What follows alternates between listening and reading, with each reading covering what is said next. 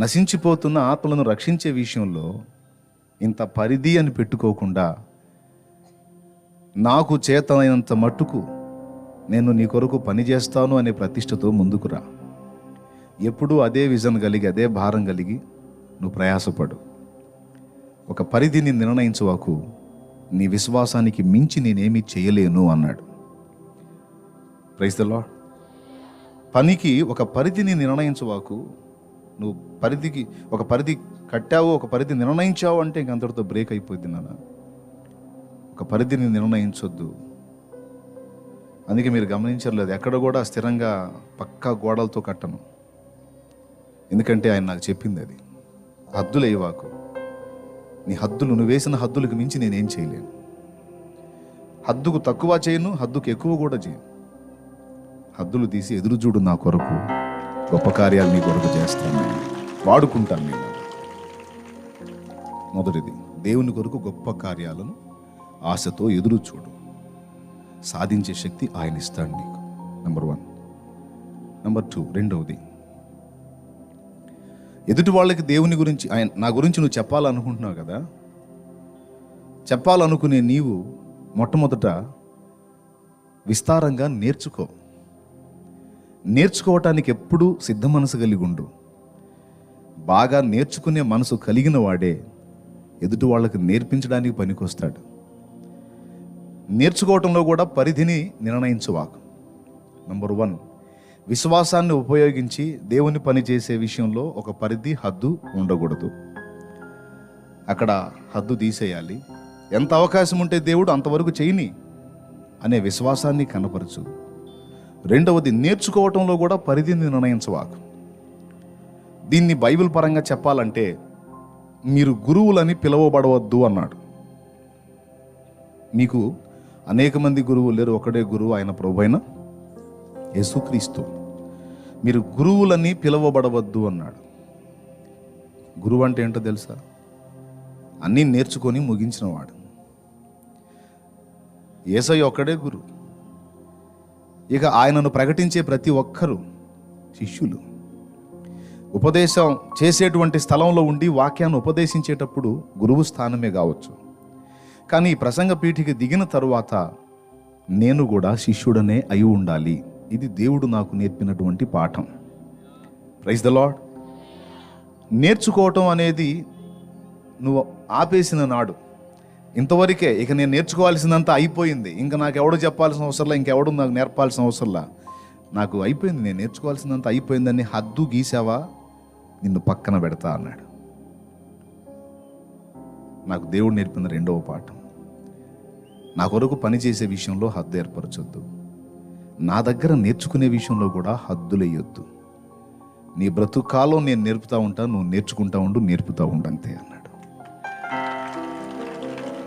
ఇంతవరకు ఒక పరిధిని నిర్ణయించి ఇంక అయిపోయింది నేను నేర్చుకోవటం, నాకంతా తెలిసిపోయింది, జ్ఞానవంతుడిని అయిపోయాను, ఒకరికంటే మెరిట్గా నేను ఆలోచిస్తున్నాను ఎప్పుడూ ఫీల్ అవ్వద్దు. నువ్వు నేర్చుకునే మనసు కలిగి ఉంటే అందరి దగ్గర నీకు పాఠం అందేటట్టు నేను చేస్తా. ఆపేశావా, నేర్చుకోవటం మానేశావా, నేర్పించడానికి నువ్వు పూనుకుంటే నేను నిన్ను ఆపుతా. మీ అందరూ కూడా ఉపయోగపడుతుందని చెప్పాను, మీ అందరికీ ఉపయోగపడుద్దని చెప్పాను నేను. ఈరోజు కూడా నాకు అన్నీ తెలుసు, నేను మంచి జ్ఞానం పొందానని ఫీల్ అవటానికి ఎప్పుడూ ఒప్పుకోడు. హెచ్చరిక చేస్తూ ఉంటాడు, జాగ్రత్త నాయన, అతిశయం వచ్చిద్దేమో. వినయం పోగొట్టుకున్న నాడు నీవు నాకు అసహ్యుడు అవుతావు, జాగ్రత్త. వినయం, దీన మనసు, సాత్వికం, మృదుత్వం, నిర్మలత్వం, కోమలత్వం నీ నుండి పోనీయొద్దు. పరమగీతం 2లో షారోను పొలములో పోయి పుష్పము వంటి దానను, లోయలలో పుట్టు పద్మం వంటి దానను అని వధువు తను గూర్చి తాను చెప్తే, ప్రియుడు, ప్రాణప్రియుడైన యేసయ్య ఆమెను గురించి ఏమంటున్నాడో తెలుసా? ఒకసారి చూస్తే మీకు అర్థమైద్ది ఏమన్నాడు. తన ప్రియురాలను గురించి ఎలా అంటున్నాడో ఒకసారి చూడండి. పరమగీతము 2:2 త్వరగా. బలురక్కసి చెట్లలో వల్లి పద్మము కనబడునట్లు స్త్రీలలో నా ప్రియురాలు కనబడుచున్నది అన్నాడు. స్తోత్రం చెప్తారా? ఆ వల్లి పద్మము ఎక్కడుందట? బలురక్కసి చెట్ల మధ్యలో ఉంది. సహజంగా 10 దినాలు ఫ్రెండ్షిప్ చేస్తే వారు వీరవుతారని లోకంలో సామెత ఉంది. కొన్నిసార్లు మనం సమాజంలో బ్రతికేటప్పుడు మనం ఉన్నటువంటి ప్రదేశాలు రకరకాలుగా ఉంటాయి. కొంతమంది కఠినాత్ములైన మనుషుల మధ్య ఉంటాం. కొద్ది రోజులు వాళ్ళతో వ్యవహరించినప్పుడు చిరాకు వచ్చింది. నేను ఇంత సౌమ్యంగా ఉంటున్నాను, వాళ్ళు ఇంత కఠినంగా ఉంటున్నారు, లాభం లేదు, నేను కూడా మనసు కఠినపరుచుకోవాలని మారిపోతాం. కొన్నిసార్లు బాగా లోక సంబంధమైన ఆపేక్షలు కలిగినటువంటి వాళ్ళ మధ్యలో మనం ఉంటాం. కొద్ది కాలం వారి మధ్యలో ఉన్న తర్వాత మనకు తెలియకుండానే ఆటోమేటిక్గా వాళ్లకు ఉన్న పిచ్చి మనకు కూడా ఎక్కుద్ది. వాళ్ళు అంత సంపాదించుకున్నారు, వీళ్ళు ఇంత సంపాదించుకున్నారు, వాళ్ళు ఇంత మూట కట్టారు, వీళ్ళు ఇంత మూట కట్టారు, నేను కూడా లాభం లేదు, నేను కూడా కాస్త వెనకేసుకోవాలి అని ఆ మైండ్లోకి వెళ్ళిపోతాం. కొంతమంది అలాగా. కొంతమంది నేను నీతిగా న్యాయంగా మంచిగా ఉంటే ఎవడు నన్ను లెక్క చేయట్లా, నాకు అందరూ అన్యాయమే చేస్తున్నారు, ఇక లాభం లేదు, నేను కూడా ఈ నీతి గీతి అని పక్కన పెట్టేసి అది తెగించాలా అనే మైండ్కి వచ్చేస్తారు. కొంతమంది అవినీతి మంతుల మధ్యలో ఉండి ఆ మైండ్ వచ్చేస్తుంది. ఎంతమంది ఒప్పుకుంటారు అవునన్నా అని? నాకు తెలిసి మీరు కూడా అని ఉంటారు. లాభం లేదు, న్యాయానికి పోతే కూడు లేదు, ఈ పదాలు మనం వాడాం. న్యాయానికి పోతే కూడు లేదు, మంచి గించి దేవుడు గీవుడు అంటే ఎవడు లెక్క చేయట్లా, ఇక లాభం లేదు, తెగించాలా, మనం కూడా ఇక మిడివాలంగా తయారు కావాలని ఎన్నోసార్లు అనుకున్నాం. కొంతమంది అయితే అయ్యారు కూడా కాస్తో కూస్తో. కుటుంబంలో కూడా కొంతమంది మనం ఎంత దీనంగా తగ్గించుకొని పోతున్నా వాళ్ళు మన మీదకి వస్తూ ఉంటారు. పాపం కోడలు భక్తురాలు అనుకుందాం, అత్తగారు రాక్షసి అనుకుందాం, పోనీ అత్తగారు భక్తురాలు కోడలే రాక్షసి అనుకుందాం. పాపం ఏం ఓర్చుకునే కొద్దీ ఆమె మీదకి వస్తూ ఉంటే ఇక లాభం లేదని ఏమో కూడా తిరుగుబాటు చేస్తుంది. యేసయ్యకే ప్రార్థన చేసుకున్న వాళ్ళు కాదు, ప్రభా నేను ఎంత తగ్గించుకొని పోతున్నా, నాకు రివర్స్ అయిపోతుంది ప్రభా, ఇక ఊరుకోను ప్రభా, యేసు నామములో గుద్దుతా ఒక గుద్దు నాయన అని ఎగబడే వాళ్ళు కూడా ఉన్నారు లేరా? ఎందుకు అమ్మా ఏందమ్మా ఇంత సాఫ్ట్గా ఉండేదాన్ని, ఏంది ఇంత కటువుగా తయారయ్యావు, ఇంత తిరుగుబాటుతనం వచ్చింది నీలో అంటే, ఏందన్నయ్యా వచ్చేది, మెత్తనోళ్ళని చూస్తే మొత్త బుద్ధి అయిద్దని అట్లా చేస్తున్నారు నన్ను, ఇక నోరేసుకొని అరవపోతే లెక్క కూడా చేరాళ్ళు అని ఈ సౌమ్యంగా ఉండేవాళ్ళు, మృదువుగా ఉండేవాళ్ళు రివర్స్ అయిపోతారు. ఎందుకు ఇంత మ్యాటర్ చెప్పానంటే, సమాజంలో జరుగుతున్నటువంటి పరిస్థితులను బట్టి మన మైండ్ ఆటోమేటిక్గా మారిపోద్ది. కానీ యేసయ్య తన వధువుని గురించి ఏం చెప్తున్నాడో తెలుసా? బలు రక్కసి చెట్లలో వల్లి పద్మము కనబడునట్లు స్త్రీలలో నా ప్రియురాలు కనబడుతుంది అంటే, రక్కసి చెట్ల మధ్య ఉండి కూడా, ఆ రాక్షస చెట్ల మధ్య సహవాసం చేస్తూ కూడా వాటి నైజాన్ని, వాటి లక్షణాన్ని వీసుమంతు కూడా కలిగి ఉండకుండా ఈ వల్లి పద్మం అనేది ఏదైతే ఉందో దాని పరిమళాన్ని పోగొట్టుకోలా, దాని నిర్మలత్వాన్ని పోగొట్టుకోలా, దాని కోమలత్వం అంటే తాకితే మృదువుగా ఉంటా చూడండి, దాని కోమలత్వాన్ని, మృదుత్వాన్ని అది పోగొట్టుకోలా. అలా పోగొట్టుకోకుండా వల్లి పద్మము వలె బలురక్కసి చెట్ల మధ్యలో ఉన్నదే నా వధువు అన్నాడు. వీళ్ళని చూసి వాళ్ళని చూసి నేను కూడా ఎలా మారిపోవాలనేది కాదు. వాళ్ళు ఎవరు ఎలా ఉన్నా నేను నా నైజాన్ని పోగొట్టుకోకూడదు. నీళ్లు పారుతా ఉన్నాయి ఓ దగ్గర. దేవుణ్ణి ఎరిగిన వాడు ఒకడు కూర్చొని చూస్తూ ఉన్నాడు నీళ్ళకెళ్ళి. ఒక తేలు నీళ్ళలోంచి ఒడ్డుకు రాలేక, నీళ్ళలో పోలేక ఏదో చిన్న గడ్డిపోసన పట్టుకొని పెనుగులాడుతూ ఉంటే ఇతనికి జాలేసింది. దేవుని ప్రేమ కదా. వెళ్ళి దాన్ని తీయటానికి వెళ్తూ ఉంటే ఒడ్డున నిలబడ్డ ఒక వ్యక్తి చూశాడు, దేవుని ఎరగని వ్యక్తి. ఓయ్ ఎక్కడికి వెళ్తున్నావు అన్నాడు. ఆ తేలును బయటికి తీద్దామని అన్నాడు వెళ్ళేవాడు. తేలునా? దాన్ని కాపాడటానికి వెళ్తున్నావా? అవును, కాపాడటానికి వెళ్తున్నా. అది తేలు అని నీకు తెలియదా? తెలుసు, అయినా నేను కాపాడుతాను అని అలాగూ పట్టుకున్నాడు. దాన్ని ఒడ్డునేసాడు. పట్టుకున్నప్పుడే దాని కొండితో టపిమని ఈ పట్టుకున్న దేవుని బిడ్డను కుట్టింది. ఆ కుట్టినప్పుడు బాధతో అబ్బా అనుకుంటా ఒడ్డుకొచ్చాడు. Praise the lord. అప్పుడు ఆ నిలబడి చూసే వ్యక్తి నవ్వుతూ, ఏమయ్యా ఎంత పిచ్చోడివి, తేలు కుట్టిద్దని తెలియదా? దాన్ని కాపాడటానికి అని నువ్వు పోయావు, ఓకే, కాపాడటానికి పోయాడో లేకపోతే చంపటానికి పోయాడో దానికేం తెలుసు, అది తేలయ్యా. కాపాడటానికి పోయినా దాని లక్షణం కుట్టటమే. దాని స్వభావాన్ని, దాని జాతి లక్షణాన్ని ఎలా పోగొట్టుకుంటుందయ్యా అని పగలబడి నవ్వాడట. అతను నవ్వుతూ అలా మాట్లాడుతుంటే ఇతడు ఆ చేతిని రుద్దుకుంటూ సౌమ్యంగా చెప్పాడట, అయ్యా, కాపాడటానికి పోయినోడిని కూడా కుట్టడం దాని జాతి లక్షణం అయితే, దాని సహజ నైజం అయితే, కుట్టే వ్యక్తిని, శ్రమ పెట్టే వ్యక్తిని కూడా కాపాడటమే దేవుడు నాకిచ్చిన నైజం, క్రైస్తవ నైజం అన్నాడట. Praise the Lord. శ్రమ పెట్టేవాడిని కూడా సేవ్ చేయడానికి ఆలోచించటమే దేవుని బిడ్డ లక్షణమయ్యా. బాధ పెట్టే వాళ్ళను కూడా కాపాడటానికి ఆలోచించటమే దేవుని బిడ్డ లక్షణమయ్యా. నాకు కుడితే కుట్టింది ఈ బాధ కొంతసేపు ఉంటుంది, దాని ప్రాణం కాపాడన్న తృప్తి నాకుంది అని వెళ్ళిపోయాడట. ఇలాగా సమాజంలో ఉన్న పరిస్థితులను బట్టి నువ్వెప్పుడు మారిపోవద్దు నాయనా, దానికి వ్యతిరేకంగానే పోరాడం. దేవుడు మాట్లాడాడు. మొదటిదేంటి?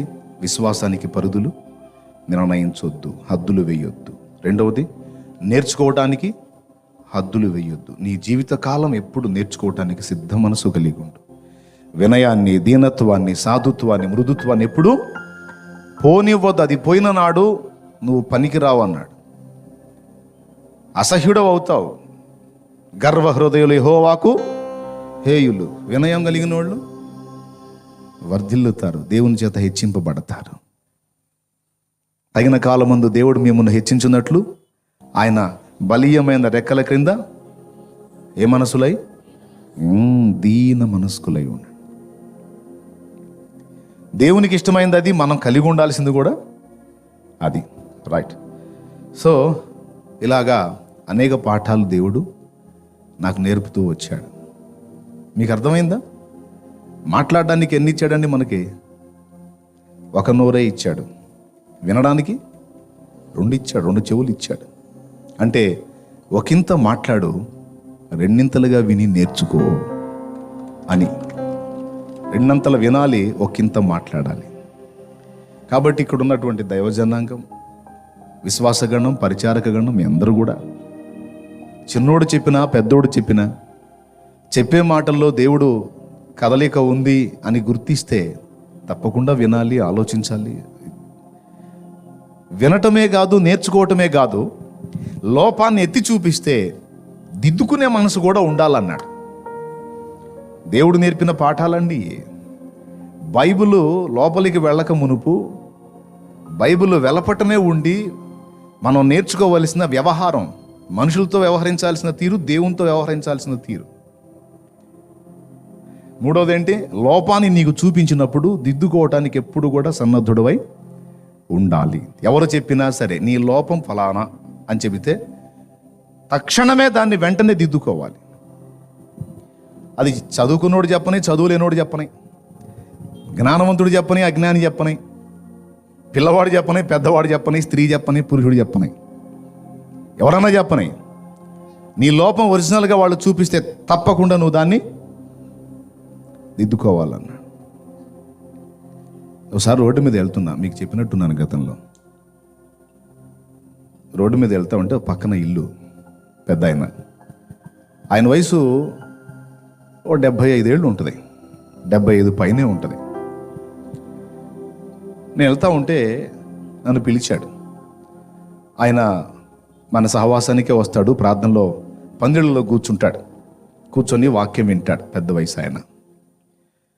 దాదాపు 30 సంవత్సరాలు యేసు ప్రభుని ఎరిగి విశ్వాసిగా ఉన్న వ్యక్తి ఆయన సమాజంలో పాపం ఒక్కడే నమ్ముకుంది. భయంకరమైన పేకాటలో మునిగి తేలినటువంటి ఆ వ్యక్తి తన భార్య యొక్క ప్రార్థనను బట్టి దేవుని దర్శనం పొంది మారాడు. 31 సంవత్సరం తన విశ్వాస జీవితాన్ని కాపాడుకున్నాడు. సమాజం అంతా రకరకాల మాటలతో ఆయన గాయపరిచారు. నువ్వు ఆ మతంలో కలిసావు, ఇందులో కలిసావు, ఆ కులంలో కలిసావు, ఈ కులంలో కలిసావు అని రకరకాల కారణాలు చూపించి పాపం ఆయన అవమానంగా చాలా దారుణంగా మాట్లాడారు. మీరు ఎన్నన్నా మాట్లాడుకోండి, ఎన్నన్నానండి, నేను యేసయ్యను వదిలే ప్రసక్తే లేదు అని గట్టిగా పట్టుబట్టి 30 ఏళ్ళు పైచిలుకు తన విశ్వాసాన్ని కాపాడుకున్నాడు అన్ని జనుల మధ్యలో ఆయన. కానీ ఆయన ఏం దైవజనుడు కాదు, సేవకేం రాలేదు, కానీ విశ్వాసిగానే ఉన్నాడు. పోతుంటే అయ్యా అన్నాడు, లోపలికి వెళ్ళా. పెద్దాయనా బాగున్నావా, ఏంటి సంగతులు, అయ్యా దా కూర్చో అని కుర్చీలాగి కూర్చోబెట్టాడు. మరే నీకు పాట ఇస్తా, పాడతావా అన్నాడు. చెప్పు పాడతాను అన్నాను. ఇక్కడ కాదు అక్కడ పాడాలా, అందరు వింటారు అన్నాడు. సరే చెప్పు, ఏ పాట పాడమంటావు అన్నాను. అంటే 2 పాటలు నాకు ఇచ్చాడు. ఒకటి, దేవ సంస్తుతి చెయ్యవే మనసా, శ్రీమంతుడగు యెహోవ సంస్తుతి చెయ్యవే మనసా, దేవ సంస్తుతి చెయ్యవే మనసా, శ్రీమంతుడగు యెహోవ సంస్తుతి చెయ్యవే మనసా, దేవ సంస్తుతి చేయుమానా, జీవమాయే యెహోవా దేవుని పావనామమును తింపుమా, నాయంతరంగము లోవసించును సమస్తమా, దేవ సంస్తుతి చెయ్యవే మనసా, శ్రీమంతుడగు యెహోవ సంస్తుతి చెయ్యవే మనసా. దేవునికి మహిమ. హల్లెలూయా.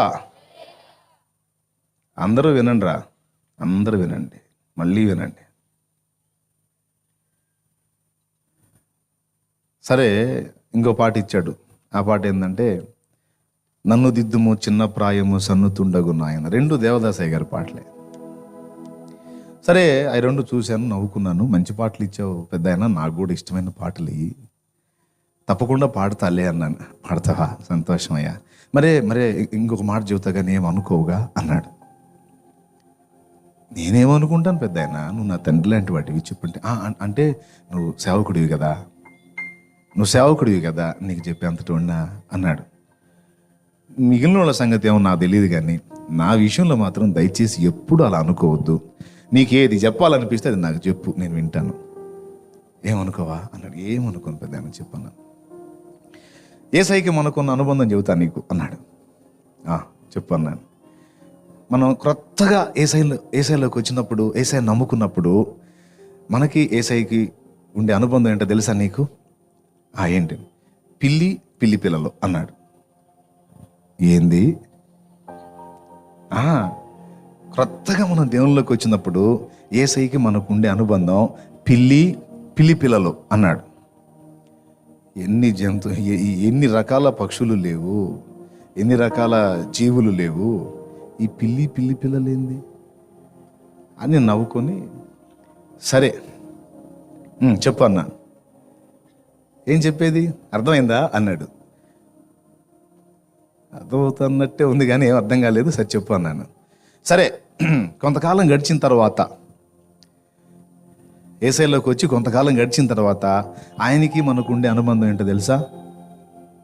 కోతి పిల్ల అన్నాడు. ఏందిరా పిల్లి పిల్లలు, కోతి పిల్ల, ఏంది ఇది అని నేను ప్రశ్నార్థకంగా చూశాను. ఏందయ్యా అర్థం కాలేదా అన్నాడు. అర్థం కాలేదు పెద్దాయన, మీ మాటలు చాలా విలువైనవి, చెప్పు పెద్దాయన అంటే, ఇటు చెబుతాను ఏమనుకోవుగా అన్నాడు. మళ్ళీ చూడు, ఏమనుకుంటాను చెప్పు అన్నాను. ఏం లేదు, క్రొత్తగా మనం దేవునిలోకి వచ్చినప్పుడు అరణ్యపు అనుభవంలో మోషే ఇశ్రాయేల్ జనాంగంతో బయలుదేరినప్పుడు సముద్రం దగ్గరికి రాగానే ఏమన్నాడు తెలుసా? వెనక ఫరో సైన్యం తరుముతుంది, ముందుకు వెళ్ళాలంటే ఎదురు సముద్రం ఉంది, ఎటు దారి కనపడట్లేదు, ఏం చెయ్యాలి మేమని మోషే మీద వాళ్ళు సనగటం మొదలుపెట్టినప్పుడు, ఆ ప్రారంభ ఘట్టంలో, ఆ తొలి దినాల్లో మోషే వాళ్ళతో ఏమన్నాడు తెలుసా? మీరు భయపడకుడి, ఓరకనే నిలిచి చూడుడి, నేడు యెహోవాయే మీ పక్షమున యుద్ధము చేయును. భయపడకడి, ఊరకనే నిలిచి చూడండి, దేవుడే మీ పక్షంగా యుద్ధం చేస్తాడు, శత్రువుల్ని అంతమొందిస్తాడు అని చెప్పాడు. ఒక పిల్లల్ని పెడితే ఆ పిల్లలు కొంచెం పెద్దవైన దాకా అది 7 ఇళ్ళు తిప్పిద్దట. ఒక ఇంట్లో ఉంచదు పిల్లల్ని. ఈ ఇంట్లో కొద్ది రోజులు, మరో ఇంట్లో కొద్ది రోజులు, ఆ తర్వాత మరో ఇంట్లో కొద్ది రోజులు, అట్లా 7 ఇళ్ళు తిప్పేసరికి అవి పెద్ద అయిపోతాయి. పెద్దోళ్ళు చెప్పిన మాట. తన పిల్లలు పెద్దవయ్యేసరికి 7 ఇళ్ళు తిప్పుద్దట పిల్లి. ఆ తర్వాత అవి పెద్ద అయిపోతే వెళ్ళిపోతాయి. ఎందుకు ఈ పిల్లులు అలా అంటే, అయ్యా, పిల్లి తన పిల్లల్ని తీసుకొని ఇల్లు మారే ప్రతి సందర్భంలోనూ పిల్లలు తల్లి వెంటబడి పోవు. తల్లే తన నోట పిల్లిని పట్టుకొని, పిల్లను పట్టుకొని తీసుకెళ్ళి వేరే ఇంట్లో భద్రం చేసుకుంటుంది. అట్లా 7 ఇళ్ళు తిరిగితే 7 సార్లు తన నోట పట్టుకొని పిల్లల్ని తీసుకెళ్ళిద్ది. యేసయ్యతో మనతో ఆయనకి ప్రారంభపు అనుభవం ఏంటంటే, నువ్వు ఏమీ తిప్పలు పడే పని లేదు, అన్నీ ఆయనే చూసుకుంటాడు. అన్నీ ఆయనే చూసుకుంటాడు. నీ ఫైటింగ్లు కూడా ఆయనే చేస్తాడు, నీ పోరాటాలు కూడా ఆయనే చేస్తాడు, ప్రాబ్లం లేదు. ఓకే, మరి కోతి పిల్ల కొంతకాలం మనం ఆత్మీయ యాత్రలో ముందుకు సాగిన తర్వాత రెఫీదీము లోయలో అమాలేకీలను ఇశ్రాయేలు ఎదుర్కొన్నప్పుడు, అంతకుముందు ఐగుప్తీయుల దగ్గరేమో యెహోవాయే మీ పక్షమున యుద్ధం చేస్తాడన్న మోషేనే రెఫీదీము లోయ దగ్గరకు వచ్చేటప్పటికి మీరే వెళ్ళి యుద్ధం చేయాలి అన్నాడు. ఒక దశలో దేవుడు మన పక్షాన యుద్ధం చేస్తాడు. కాస్త ఆత్మీయ పరిపక్వత పొంది ముందుకు వచ్చే కొద్దీ ఇక మనల్నే శత్రువు ఎదుట నిలబెట్టి ఆయన వెనకుండి ముందుకు ప్రోత్సహిస్తాడయ్యా అన్నాడు. ఆ సందర్భంలో మనం ఎలా ఉండాలో తెలుసా? యేసయ్యతో కోతి పిల్లలాగా ఉండాలన్నాడు. స్టార్టింగ్లో పిల్లి తన నోటితో పిల్లల్ని పట్టుకొని పోతుంది. ఎప్పుడైనా కోతి పిల్లని చూసావా, నువ్వు 2 కలిసి ఉంటాం చూసావా అంటే, చూశాను. తల్లి కోతి పిల్లని ఇట్ట పట్టుకుంటుందా, లేకపోతే పిల్ల కోతే తల్లి కోతిని గట్టిగా పట్టుకుంటుందా? సమస్య లేదు. ఎప్పుడు ఎక్కడ మీరు చూసినా గమనించండి, ఏ తల్లి కోతి కూడా పిల్లని ఇట్ట పట్టుకొని పరిగెత్తదు. అది మామూలుగా వెళ్ళిపోతూ ఉంటుంది, పిల్ల మాత్రం గట్టిగా పట్టుకుంటుంది. అట్లాగా మన రారాజు యేసయ్యని ఆత్మీయంగా ఎదిగే కొద్దీ ఆయననే గట్టిగా పట్టుకోవటం నేర్చుకోవాలయ్యా.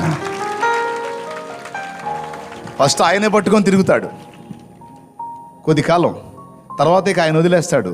అర్థం ఏంటో తెలుసా? నువ్వే నన్ను పట్టుకోవాలి. అర్థమైందా? నువ్వు నన్ను పట్టుకుంటే. కోతి పిల్లని చూడండి, అది పట్టుకుంటుంది అలాగా గట్టిగా. అది ఎంత గట్టిగా పట్టుకుంటుందంటే ఆ పిల్లని వేసుకొని తల్లి కోతి చిటారు కొమ్మ ఎక్కుద్ది. అలాగ నువ్వు యేసయ్యని అలాగ పట్టుకోగలిగితే అందనంత ఎత్తులోకి, ఎవరికి అందనంత ఎత్తులోకి నిన్ను తీసుకెళ్ళి నిలబెడతాడు. యేసయ్యని అలా పట్టుకోవటం నేర్చుకోయా, ఇంకేం అవసరం లేదు, పో అన్నాడు. నా జీవిత కాలానికి సరిపోయే మాట చెప్పాడండి. 1000 ప్రసంగాలతో సమానం అది.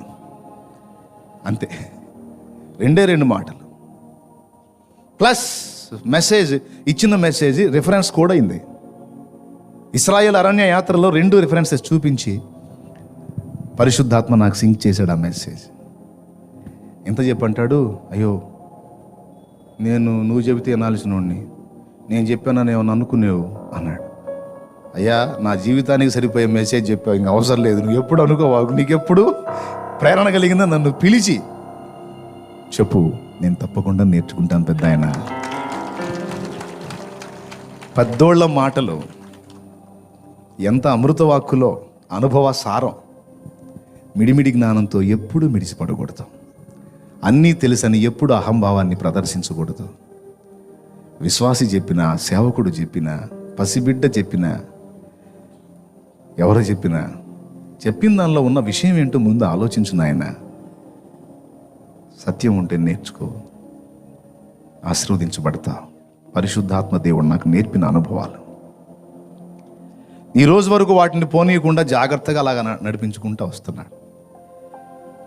ఒక దశలో ప్రభు నన్ను పట్టుకున్నాడు, ఈ దశలో నేను ఆయన పట్టుకోవడానికి సాధన చేస్తున్నాను.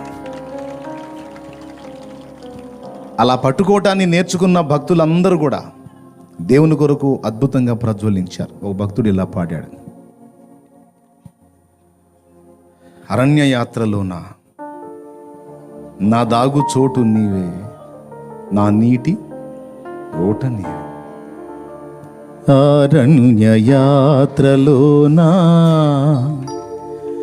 నా దాగు చోటు నీవే, నా నీటి ఊట నీవే. అరణ్య యాత్రలోన నా దాగు చోటు నీవే, నా నీటి ఊట నీవే. అరణ్య యాత్రలోన నా దాగు చోటు నీవే, నా నీటి ఊట నీవే. అతి కాంక్షణీయుడా ఆనుకొనెద నీ మీద, అతి కాంక్షణీయుడా ఆనుకొనెద నీ మీద. నా యేసు రాజా, నా ఆరాధ్య దైవమా, ఆరాధ్య దైవమా, నా స్తోత్ర గీతమా, నా స్తోత్ర గీతమా, ఆరాధ్య దైవమా. నా యేసు రాజా, రాజా, రాజా, రాజా, రాజా, రాజా. స్తోత్రం. అందరూ స్వరమెత్తి రాజా, రాజా. స్తోత్రం. రాజా యేసు రాజా, రాజా యేసు రాజా, రాజా, రాజా. స్తోత్రం.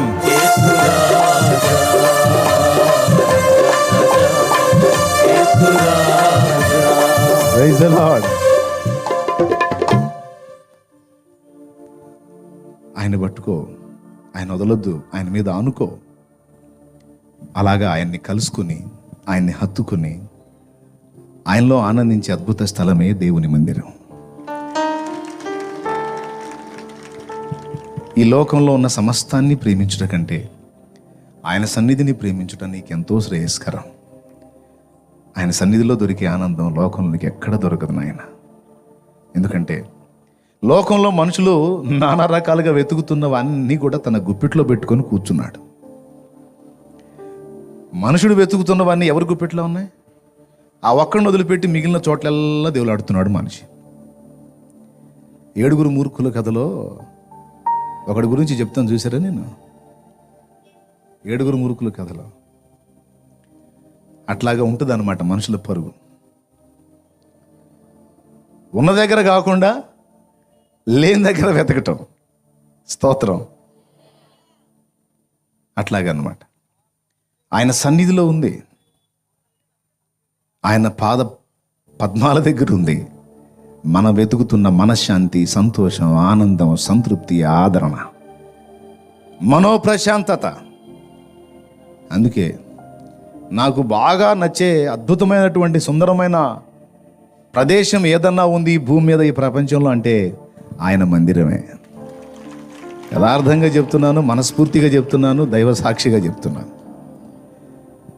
అంతకుమించి ఇక నాకు రమ్యమైన స్థలం లేదు, ఆనందకరమైన ఇదేది లేదు. ఇక బ్రదర్ అక్కడికి వెళ్ళా బ్రదరు, అసలు ఆ ప్రదేశం ఉంది బ్రదరు, ఆ టూర్ వెళ్ళా బ్రదరు, అసలు అబ్బో ఎంత బాగుందో ఆ వాతావరణం అంట. అది ఎంతన్నా బాగుంటున్నాయి, ఎంతన్నా బాగుంటున్నాయి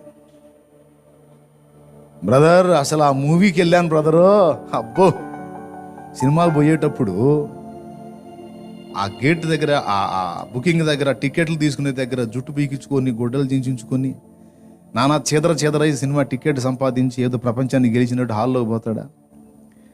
3 గంటలు అయిపోయిన తర్వాత లోపల పడేసి తనులు తిన్నోళ్ళలాగా బయటకు వస్తాడు. అవునా కదా?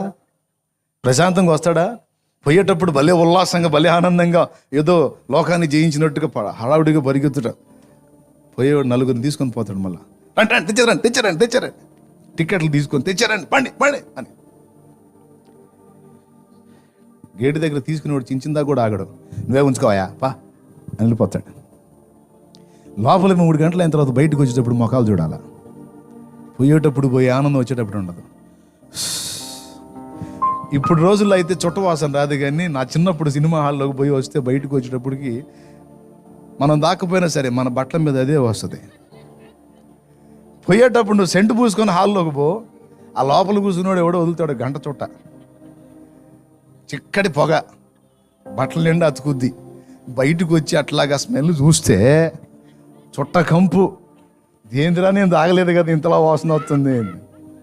పక్కన ఎవడన్నా ఎదురు వచ్చినా కూడా వాడి దగ్గర కూడా అదే కంపు, మామూలు కంపు కాదు. అవునా? మరి ఆ చుట్ట దెబ్బకి ఆ పొగ దెబ్బకి దిమ్మ తిరిగి అట్ట వస్తారో నాకు తెలియదు, లేకపోతే ఏమై వస్తారో నాకు తెలియదు. పోయేటప్పుడు ఉల్లాసంగా పోయినోడు వచ్చేటప్పుడు మాత్రం భయంకరంగా తలకాయ నొప్పి పడుతుంది. అబ్బాయి టీ ఏదన్నా తాగుదావా అనుకుంటా. అది ఎందుకు టీ తాగాల్సిన కర్మ పట్టింది? ఏదో ఉందని పోయాడు, 3 గంటలు ఏదో కళ్ళ ముందు అట్లా ఆడింది, అయిపోయింది. మళ్ళీ తన బాధలు, తన కష్టాలు, తన ఇబ్బందులు, ఇంటికాడ సమస్యలు మొత్తం గుర్తుకొచ్చాయి. ఇప్పుడు దాకా ఇది అయిపోయింది, ఇంకా బావాలు కావాలి, ఇప్పటిదాకా ఈ సినిమా అయిపోయింది, ఇప్పుడు మన సినిమా స్టార్ట్ అయింది అని తన సినిమాను ఆలోచించుకుంటూ పోతాడు. అవునా? దేవుని సన్నిధికి వచ్చినోడు ఎప్పుడన్నా అట్టబోవటం చూసారా? బోలుడంత దుఃఖంతో, కన్నీళ్లతో, వేదనతో, బాధతో, విరక్తితో, మహా దుఃఖంతో వచ్చి దేవుని సన్నిధిలో పడి ఏడ్చి మొర్ర పెట్టుకున్నోళ్ళు, కన్నీళ్లతో వచ్చిన వాళ్ళు ఆనంద నాట్యంతో బయటికి వెళ్తారు. హల్లెలూయా. దేవుడి సన్నిధికి వచ్చి కూడా ఏడు మొహంతోనే పోయాడంటే వానికి దేవుడు అర్థం కాల. పొర్రపాటును కూడా జరగదు అది. ఆయన పాదాల దగ్గర పడి ఆయనను మహింపరిచి, ఆయన సన్నిధిలో ఏడ్చి కన్నీరు గార్చి మన విజ్ఞాపనలను ఆయనకి సమర్పించి, ఆయన ప్రేమపూర్వకమైన స్పర్శ పొంది, ఆదరణ పొంది, నెమ్మది పొంది లేచి వెళ్తుంటే ఒక అద్భుతమైన ఆదరణ. ఇంకా ఏదైతేనే నా దేవుడు చూసుకుంటాడు, మొత్తం రిపోర్ట్ రాశాగా ఆయనే చూసుకుంటాడు. ఒక గొప్ప ఆదరణ. వేటగాని ఊరి నుండి నన్ను విడిపించిన కనికర స్వరూపుడా, వేటగాని ఊరి నుండి నన్ను విడిపించిన కనికర స్వరూపుడా, నా కన్నీటిని నాట్యముగా మార్చితివా, నా కన్నీటిని నాట్యముగా మార్చితివా, నా యేసు రాజా, నా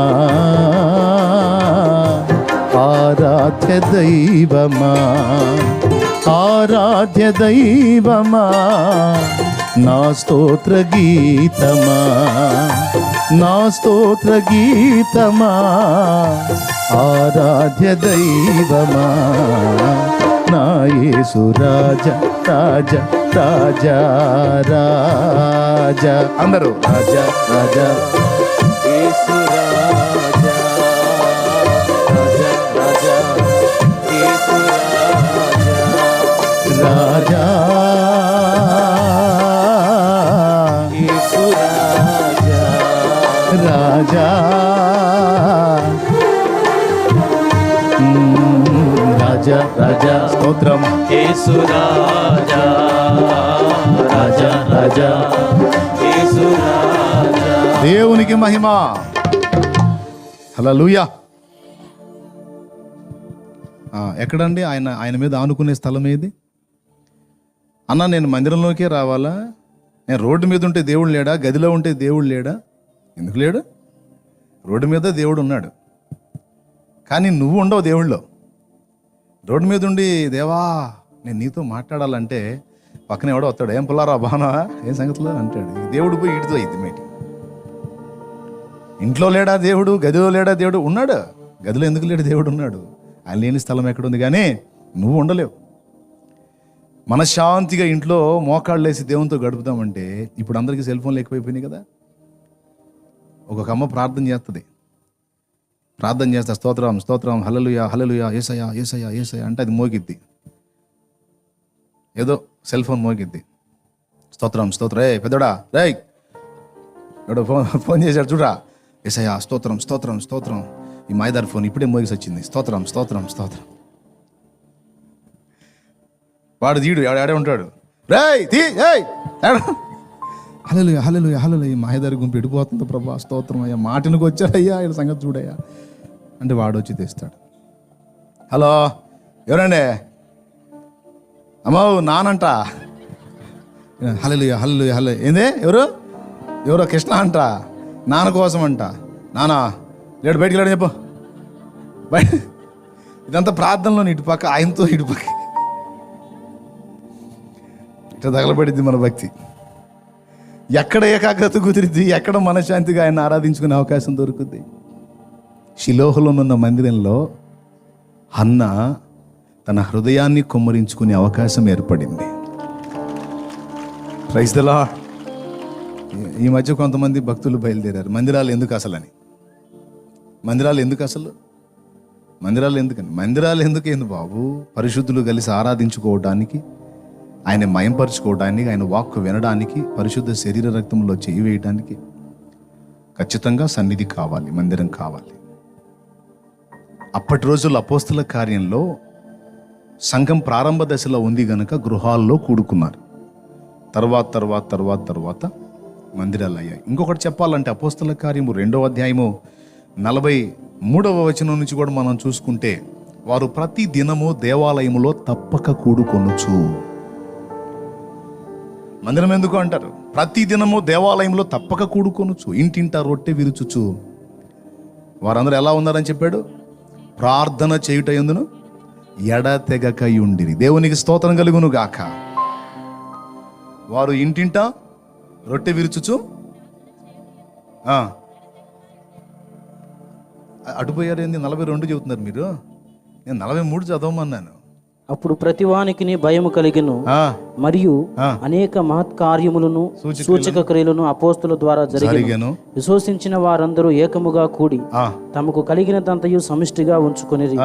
ఇదియుగాక వారు తమ స్థిర ఆస్తులను అమ్మి అందరికి వారి వారి అక్కర కొలది పంచిపెట్టిరి. మరియు వారు ఏక మనస్కులై అక్కడ నుంచి మరియు వారు ఏక మనస్కులై ప్రతి దినము దేవాలయములో తప్పక ఎవ్రీడే దేవాలయంలో తప్పక కూడుకొనుచు, ఇంటింటా రొట్టె విరుచుచు. చాలా మందిరాల్లో మనం చూస్తూ ఉంటామండి. ఒక పొరపాటు చెప్తున్నాను, ఒక భయంకరమైన మిస్టేక్ ఏంటంటే, మందిరాల్లో ఆదివారం ఆరాధన అయిపోయిన తర్వాత లాక్ చేస్తే మళ్ళా ఆదివారం ఆరాధనకి వచ్చి లాక్ ఓపెన్ చేయటం. ఎన్ని సంవత్సరాలన్నా చూడు, అది అంతే ఉంటుంది. అందులో దేవుని జీవం ఉండదు. ఎందుకు తెలుసా? ఆదివారం టు ఆదివారం మధ్యలో మూతబడిపోయి అందులో ఏ విధమైనటువంటి భక్తి క్రమం జరగదు.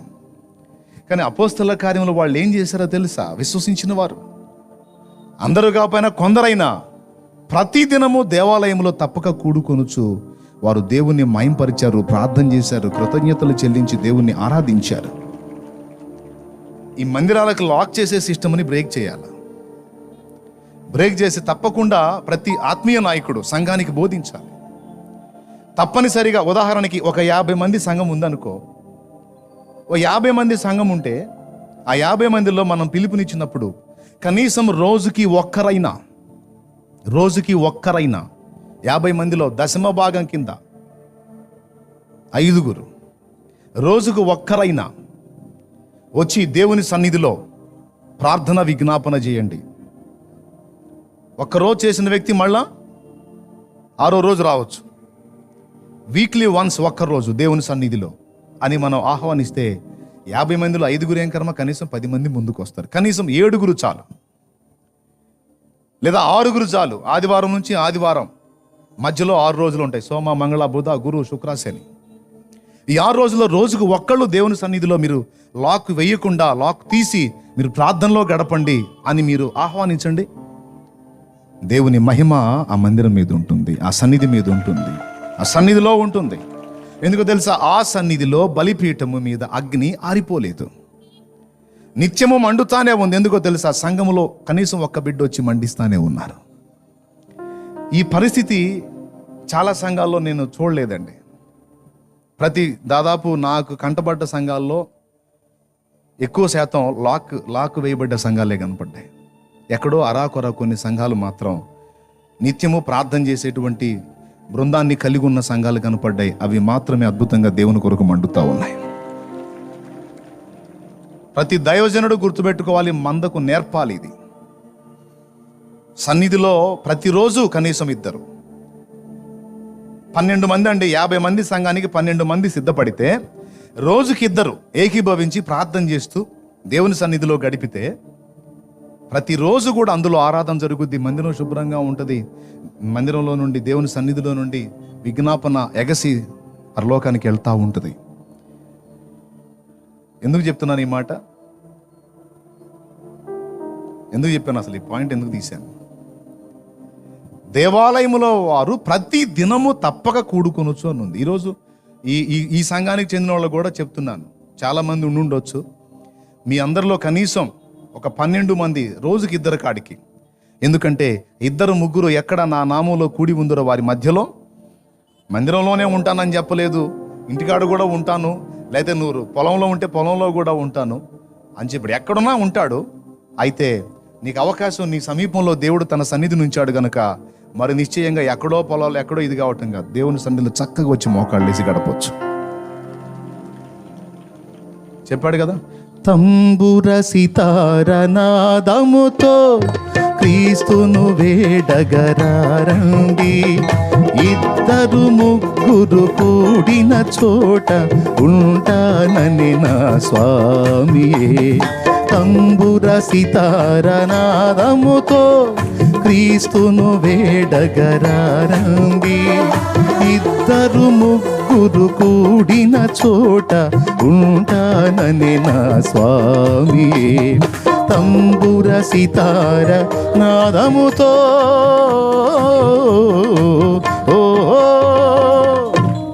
దేవునికి మహిమ. అలాంటి విశ్వాసులు తయారు కానప్పుడు దైవజనుడు పడి ఏడవాలి. అలాంటి విశ్వాసులు సంఘంలో లేపబడినప్పుడు దైవజనుడు కుమిలి కుమిలి ఏడవాలి. నేను అనేక పర్యాయాలు బోధించాను, కానీ వారు విని విసర్జించే వ్యర్థులుగా ఉన్నారు ప్రభువా, దయచేసి వారినన్నా మార్చు, లేకపోతే నన్నన్నా ఇక్కడి నుంచి మార్చని ప్రార్థన చేయాలి. 2 మాటలు. అట్లాంటి ప్రార్థనా పరులు లేపబడనప్పుడు ఆ దైవజనుడి పరిచర్య ఫలభరితంగా ఉందో ఫలహీనంగా ఉందో ఇట్టే అర్థమైపోయింది. ఆ ఉపదేశం ఫలభరితంగా ఉందో ఫలహీనంగా ఉందో ఇట్టే అర్థమైపోయింది. సో ప్రతి దైవజనుడు గుర్తుపట్టాలి, ఆయన మందిరావరణంలో అపోస్తలుల కాలంలో చెప్పబడినట్టు ఎవ్రీ డే ప్రార్థించేటువంటి వ్యక్తులు ఉండాలి ఉండాలి ఉండాలి. ఓకే, ఆయన సన్నిధిలో ఆ అవకాశం ఉంది, ఆయన కనుదృష్టి ఉంటుంది దాని మీద. తప్పనిసరిగా దేవాలయం అవసరమే, అనవసరమైతే కాదు. సో అలాంటి స్థలం, దేవుణ్ణి మనం కలుసుకునే స్థలం, ఆయన మీద మనం ఆనుకునే స్థలం, మన విజ్ఞాపనలన్నీ కుమ్మరించుకునే స్థలం, ఆయన దగ్గర నుండి జవాబు పొందుకునే స్థలం, మనకెంతో ఇష్టమైన రమ్యమైన స్థలం. మీకు ఎంతమందికి ఇష్టం దేవుని సన్నిధి అంటే? ఇప్పుడు నేను చెప్పాను కాబట్టి అందరూ చేతులు ఎత్తారు, లేదా? నిజమేనా? మీకు ఏ యాత్రా స్థలం ఇష్టం? మంచి టూరిజం ప్లేస్ ఏదన్నా ఉందా మీకు? నాకైతే మంచి టూరిజం ప్లేస్ ఏదన్నా ఉందంటే మందిరమే. అది గుడిసె కానీ, రేకులు కానీ, ఆకులు కానీ, బిల్డింగ్ కానీ, ఏదైనా కానీ ఆయన సన్నిధే. మీకు కూడా అదే అయి ఉండాలని నేను కోరుకుంటున్నాను. రైట్, మనం హద్దుల గురించి మాట్లాడుతున్నాం. మొట్టమొదటిది, దేవుని దగ్గర నుండి మనం పొందుకునే కార్యాల విషయంలో హద్దులు ఏర్పరచకుండా దేవుడు ఎంత చేస్తే అంత చేయడానికి దేవుడికి అవకాశం ఇవ్వాలి. విశ్వాసానికి పరిధులు నిర్ణయించొద్దు. నువ్వు హద్దులు వేస్తే హద్దు వరకే దేవుని కార్యం ఉంటుంది, హద్దుకు మించి దేవుడు కార్యం చేయలేడని మొదటి పాఠం చెప్పాను. రెండవ దేని గురించి చెప్పాను? నేర్చుకోవడానికి కూడా హద్దులు వేయొద్దు. ఇంతవరకే నా స్టడీ, ఇంతవరకు నేను నేర్చుకున్నాను, ఇంకెంతే చాలు, నాకు ఇంకెవరేమీ చెప్పాల్సిన అవసరం లేదు అని నేర్చుకోవటం ఆపేస్తారు. దానివల్ల గొప్ప నష్టం కలుగుతుంది. దేవుని విశ్వాసాన్ని నేర్పేది ఆయన సన్నిధిలో. అంతేకాదు దేవుని ఉపదేశాన్ని, దేవుని నడిపింపును నేర్పేది కూడా ఆయన సన్నిధే, ఆయన సన్నిధిలో. ఉపదేశం ఎక్కడ దొరుకుతుంది? రైట్. 2, మూడవది, దిద్దుబాటు చేసుకోవటానికి కూడా హద్దులు వేసుకుంటారు కొంతమంది. దేవుడు ఏ లోపం చూపిస్తే ఆ లోపం అక్షరాలా నేను దిద్దుకోవాలి అని పూర్తిగా విధేయత చూపరండి. దిద్దుబాటుకు విధేయత చూపరు. వాళ్ళకు అనుకూలంగా ఉన్నాయి మాత్రం దిద్దుకుంటారు, ప్రతికూలంగా ఉన్న వాటిని మాత్రం దిద్దుకోవటానికి ఇష్టపడరు. అర్థమైందా? అమ్మా, ఆ ఒక్క లోపం కూడా ఉంది, సరి చేసుకో అంటే, అన్నయ్య అది ఏమనుకోవద్దు అన్నయ్య, అది కష్టం అన్నయ్య, మీకు తెలియదు అన్నయ్య, నేను చాలా నలిగిపోయాను. ఆ మనిషి ముందుకు వెళ్ళి మళ్ళీ నేను సమాధాన పట్టం అంటే నా వల్ల అయ్యే పని కాదన్నయ్య. దయచేసి ఆ ఒక్కటి మాత్రం మీరు చెప్పొద్దు అన్నయ్య ప్లీజ్, అది నేను చేయలేను, నాకు చాలా కష్టం అన్నయ్య, అది నన్ను మామూలుగా క్షోభ పెట్టలేదు అన్నయ్య, నేను చచ్చిపోయేదాన్ని అన్నయ్య, ఇందులో దేవుడు చెప్పినా నేను వెళ్ళాను అన్నయ్య, నన్ను అర్థం చేసుకోండి మీరు అని హద్దు పెట్టి వెళ్ళిపోతారు. అంటే కొంతమందితో సమాధానం పట్టడానికి ఇష్టం, కొంతమందితో ఇష్టం లేదు. కొన్ని విషయాల్లో దిద్దుకోవటం ఇష్టం, కొన్ని విషయాల్లో దిద్దుకోవటం ఇష్టం లేదు. ఇంతే, నేను చేసేదే కరెక్ట్. వాళ్ళు అలా చెప్తున్నారంటే వాళ్ళకి అవగాహన లేదు కాబట్టి వాళ్ళకి అనుకూలమైన మాటలు దిద్దుకోవటానికి ఇష్టపడతారు, కానీ ప్రతికూలంగా ఉంది, ఇది కొంచెం కఠినంగా ఉందంటే దాన్ని దిద్దుకోవడానికి ఇష్టపడరు. దిద్దుబాటులో హద్దులు. నేను చెప్తున్నా, హద్దులు లేకుండా దేవుడు చెప్పిన ప్రతిదీ దిద్దుకోవటానికి ఇష్టపడితే నిన్ను ఏ స్థాయిలో ఉంచుతాడో నువ్వు అనుభవించి చూస్తావు. ఎందుకు దిద్దుబాటు చెప్పేది? నిన్ను పైకెత్తడానికా, అణగదొక్కడానికా? ఆశీర్వదించడానికి దిద్దుబాటు చేసేది. ఒక మాటలో చెప్పాలంటే, దిద్దుబాటుని ఒప్పుకోవటానికి ఇష్టపడని వాడు నా సేవకు పనికిరాడు, అసలు భక్తుడుగానే పనికిరాడు, వాడు ఒక భక్తిహీనుడు అన్నాడు. చూడు కావాలంటే 50వ కీర్తన 16వ వచనం చూడు. భక్తిహీనులతో దేవుడిట్లు సెలవిచ్చుచున్నాడు. దయచేసి చూడండి. లోపాన్ని చూపించినప్పుడు దేవుడు ఆ లోపాన్ని దిద్దుకోవటానికి ఇష్టపడని మనుషులు, స్త్రీ కానీ పురుషుడు కానీ, విశ్వాసి కానీ, పరిచారకుడు కానీ, సేవకుడు కానీ, లోపాన్ని ఎత్తి దేవుడు పదే పదే చూపిస్తున్నప్పుడు మర్యాదగా దిద్దుకుంటే వాడు ధన్యుడు, భక్తుడు. ఆ లోపాన్ని దిద్దుకోకుండా మూర్ఖించి వ్యతిరేకంగా అలానే మొండిగా కొనసాగితే అసలు భక్తుల లెక్కలోకి రాడు, భక్తిహీనుడు అని చెప్తున్నాడు. భక్తిహీనుడు అంటే ఏంటో తెలుసా? శాపాలన్నీ వానికే ఉన్నాయి. భక్తిహీనుల దీపం కారు చీకట్లో ఆరిపోవును, భక్తిహీనుల నివాస స్థలము శాపగ్రస్తమై ఉండును, భక్తిహీనుడు ఆశపడును కానీ వానికి అది దొరకదు. సామెతల్లో తట్టడున్నాయి భక్తిహీనులకు శాపాలు. భక్తులకు దీవెనలు కూడా అంతే ఉన్నాయి, నీతిమంతులకు దీవెనలు కూడా అంతే ఉన్నాయి, భక్తిహీనులకు శాపాలు కూడా అంతే ఉన్నాయి. ఇక భక్తిహీనుడు అనే వాని విషయంలో ఎన్ని మాటలు అయితే ఉన్నాయో అవన్నీ వీని విషయంలో నెరవేరుతాయి. ఎవరి విషయంలో తెలుసా? దిద్దుబాటు ఒప్పుకోని వాని విషయంలో. దిద్దుబాటు అంటే చెప్తున్నాను కదా, ఏంటి దిద్దుబాటు అంటే? అమ్మా ఇది రైట్ కాదు, అయ్యా ఇది రైట్ కాదు, ఇదిగో సరి చేసుకోవాలి, ఈ విషయంలో నీ దగ్గర లోపం ఉంది, అమ్మా ఈ విషయంలో నీ దగ్గర తప్పు ఉంది, జాగ్రత్తగా దిద్దుకో, సరి చేసుకో, మంచిగా ముందుకు సాగు అంటే పసిబిడ్డలాగా తగ్గించుకొని నేర్చుకొని లోబడి దిద్దుకోవాలి. అహాన్ని మనం అడ్డు పెట్టుకుంటాం, కొన్ని దిద్దుకుంటాం, కొన్ని ఇష్టపడ్డాం. అక్కడ డేంజర్ అయిపోతుంది. దేవుడే ఇలా అంటున్నాడు, భక్తిహీనులతో దేవుడు ఇట్లు సెలవిచ్చుచున్నాడు, నా కట్టడలు వివరించుటకు నీకేమి పని? చూడండి, కట్టడ వివరించేవాడు అంటే సేవకుడని. దేవుని గురించి ఇతరులకు వివరించేవాడు ఎవరు? దైవజనుడు. కానీ దైవజనుడిని భక్తిహీనుడు అంటున్నాడు దేవుడు. దైవజనుడికి భక్తిహీనుడు అనే టైటిలా? ఎంత దారుణమైన విషయం ఇది. నిజమే, మరి నేను కాదు, పరిశుద్ధాత్మ రాయించాడు అందులో. భక్తిహీనులతో దేవుడిట్లు సెలవిచ్చుచున్నాడు, నా కట్టడలు వివరించుటకు నీకేమి పని? నా కట్టడలు వివరించుటకు నీకేమి పని? నా నిబంధన నీ నోట వచించదవేమి? నా మాటలు, నా నిబంధనలు నీ నోట వచిస్తావేంటి? దిద్దుబాటు నీకు అసహ్యము కదా. అద్దుగో కొడుతున్నాడు దెబ్బ. దిద్దుబాటు ఒప్పుకోవు కదరా నువ్వు.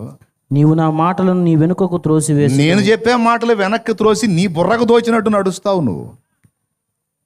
నీవు దొంగను చూచి నీ మనసుకు దోచినట్టు నడుస్తావు నువ్వు. చాలు, నీకు ఎలా ఆలోచన కలిగితే అలా చేస్తావు. మళ్ళా దేవా నాకు సాయం చేయంటావు. ఎట్లా? నువ్వు ఆశ పడతావు కానీ నీకు అది దక్కదు, దొరకదు అంటాడు. నువ్వు పరిగెత్తుతావు కానీ పొందలేవు. జాగ్రత్త. దేవా కొన్ని దిద్దుకున్నాగాయా, కొన్ని మార్చుకున్నాగాయా. ఒక జోక్ చెప్తా మీకు. ఒకసారి ఒకడు అయ్యగారి దగ్గరికి వచ్చాడంట. అయ్యగారి దగ్గరికి వచ్చి, అయ్యా మీరు చెప్పారు కదా మీ పాత జీవితాన్ని దిద్దుకోండి, మారు మనసు పొందండి, క్రొత్త జీవిత అనుభవంలోకి రండి అని.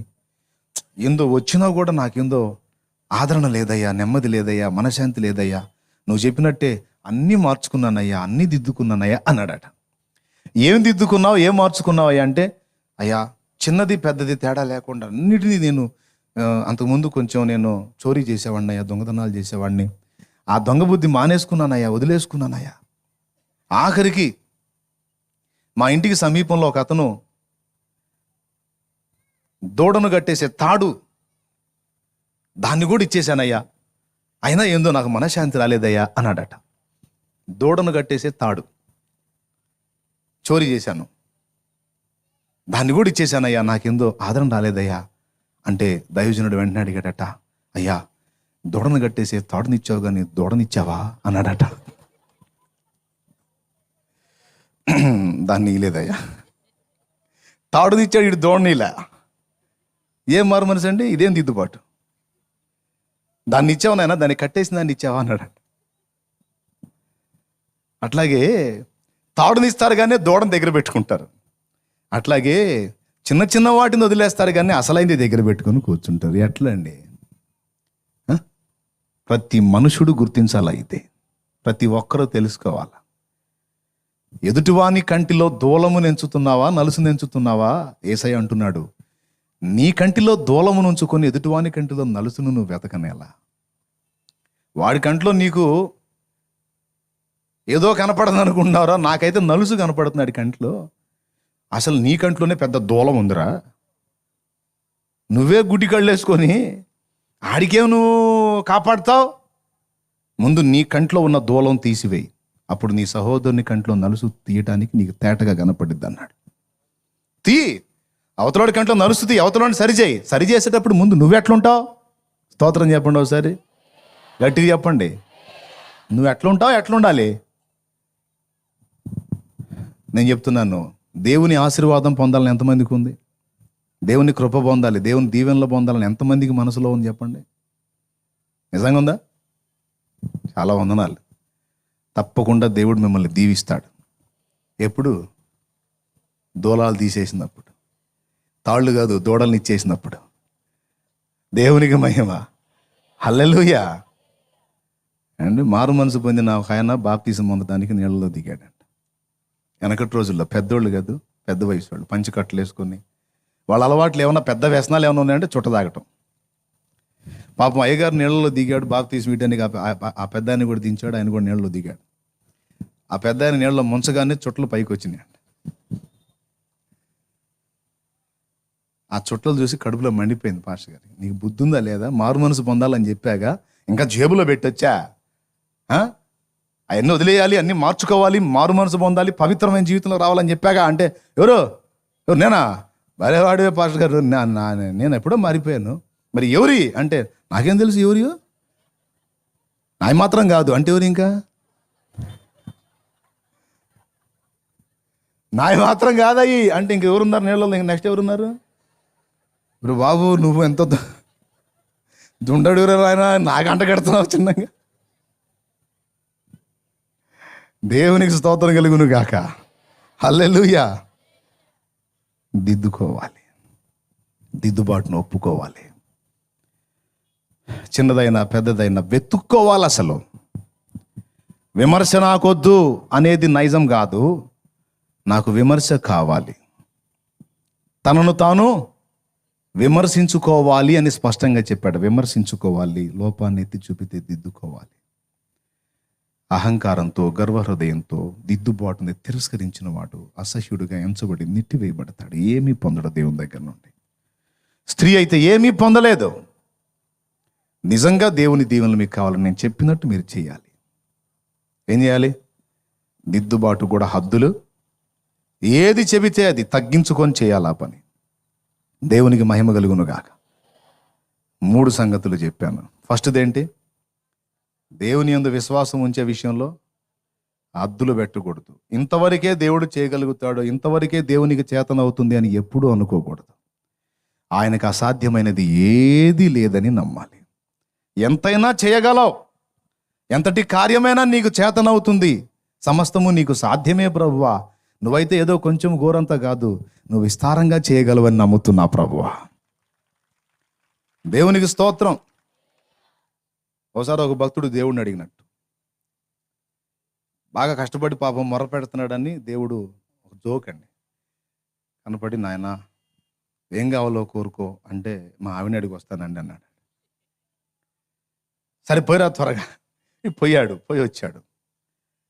వచ్చినాక చెప్పు నాయన ఏం కావాలి, ఏం ఆశిస్తున్నావు నువ్వు అంటే, ప్రభువా చాలా ఇబ్బందుల్లో ఉన్నాను, మీ నుంచి ధనం ఆశిస్తున్నాను దేవా అన్నాడట. ధనం. సరే నాయన ఎంత కావాలో చెప్పు అన్నాడట.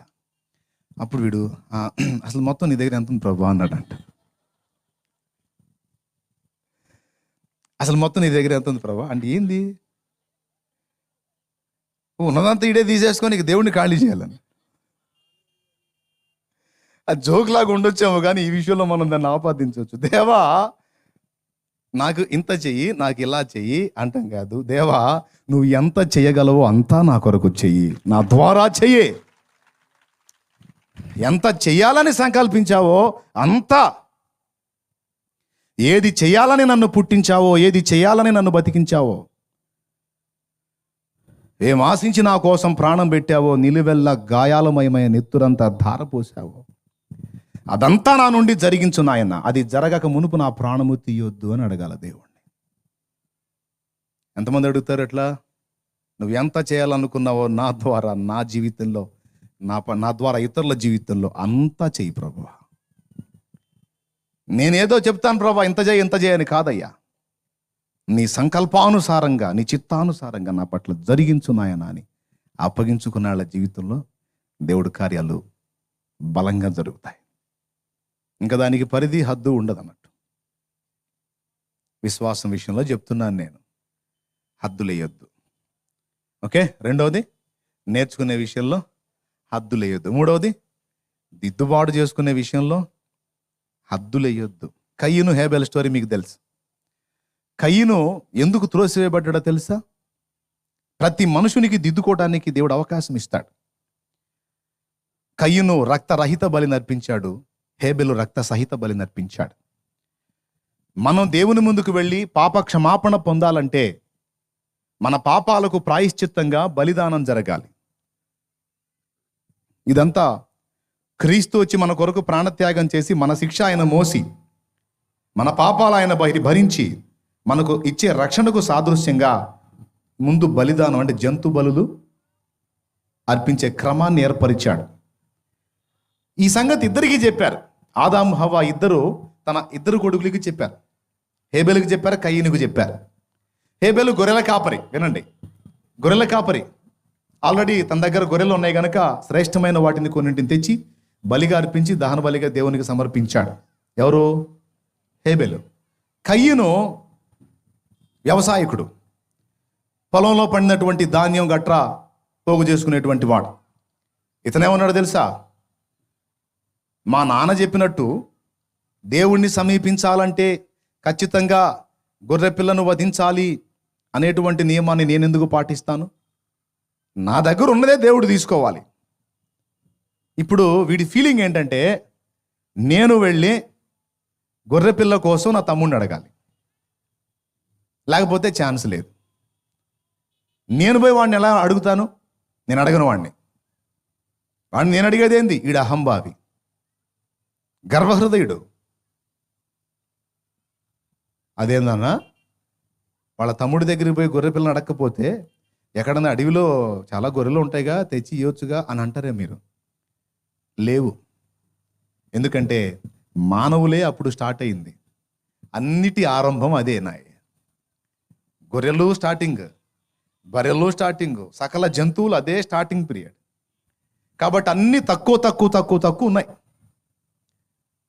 ఇప్పుడు గొర్రెపిల్ల కయ్యనుకు కావాలంటే సచ్చినట్టు హేబెల్ దగ్గరికి పోవాల్సిందే. అది ఇష్టం లేదు. నేను వాడి దగ్గరికి పోయి వాడిని అడిగి గొర్రెపిల్లని తీసుకొని దేవునికి ఇచ్చేదేంటి? నా దగ్గర ఉన్నది ధాన్యమో చెత్తో ఏదో ఒకటి, నేను ఇచ్చింది తీసుకోవాలా దేవుడు. అది వీడి అహం. తీసుకెళ్ళి బలిపీఠం మీద వీడు పండించింది తీసుకెళ్ళి పోసాడు. దేవుడు తిరస్కరించాడు దాన్ని. నాకు తెలిసి హేబెల్ చెప్పుంటాడు, అన్న ఎందుకన్నా అంత పెడద్రం నీకు, అన్న ఎందుకన్నా నీకంత వ్యతిరేకం, నన్ను అడిగితే నేను ఇస్తాగన్నా, గొర్రె పిల్లని తీసుకెళ్ళి ఇవ్వక ఎందుకన్నా దేవుని చేత తిరస్కారం పొందుతావు అని ఉంటాడు. ఏందిరా నువ్వు నాకు చెప్పేది? నా ఇష్టం రా, అవసరమైతే ఆ దేవుడినైనా ఎదిరిస్తాను నేను, నువ్వెవడురా నాకు చెప్పడానికి అంటే, అదేందన్నా నీ మంచి కోసమే కానీ నేను చెప్పారా, నువ్వు చెప్పేది ఏందా నాకు, నువ్వు చెప్పేది ఏంది అని తోపులాట. చివరికి చంపేశాడు తమ్ముడిని. ఇలా జరిగి ఉండొచ్చు గొడవ. చంపేశాడు. చంపేసి ఏమి ఎరగనట్టు తిరుగుతున్నాడు. హేబెల్ ఎప్పుడైతే చనిపోయాడో ఆయన రక్తము మొర్ర పెట్టింది దేవునికి. హేబెల్ రక్తం మొర్ర పెట్టింది, దేవా నేను అపరాధిని కాదు నిరపరాధిని కానీ వాడు నన్ను చంపాడు. భూమిలో నుండి నిరపరాధి రక్తము మొర్ర పెట్టింది. హేబెల్ రక్తం ఏమని మొర్ర పెట్టిందో తెలుసా? వాడు నా పట్ల దుర్మార్గము చేశాడు, వానికి పనిష్మెంట్ జరగాలి, నాకు న్యాయము తీర్చాలి అని హేబెల్ రక్తం మొర్ర పెడితే, అంతకంటే శ్రేష్టముగా పలుకు ప్రోక్షణ రక్తము దగ్గరికి మీరు వచ్చారన్నాడు. అంతకంటే శ్రేష్టంగా పలుకు ప్రోక్షణ రక్తం ఎవరిదో తెలుసా? నజరేయుడగు యేసు, ఆయన రక్తము.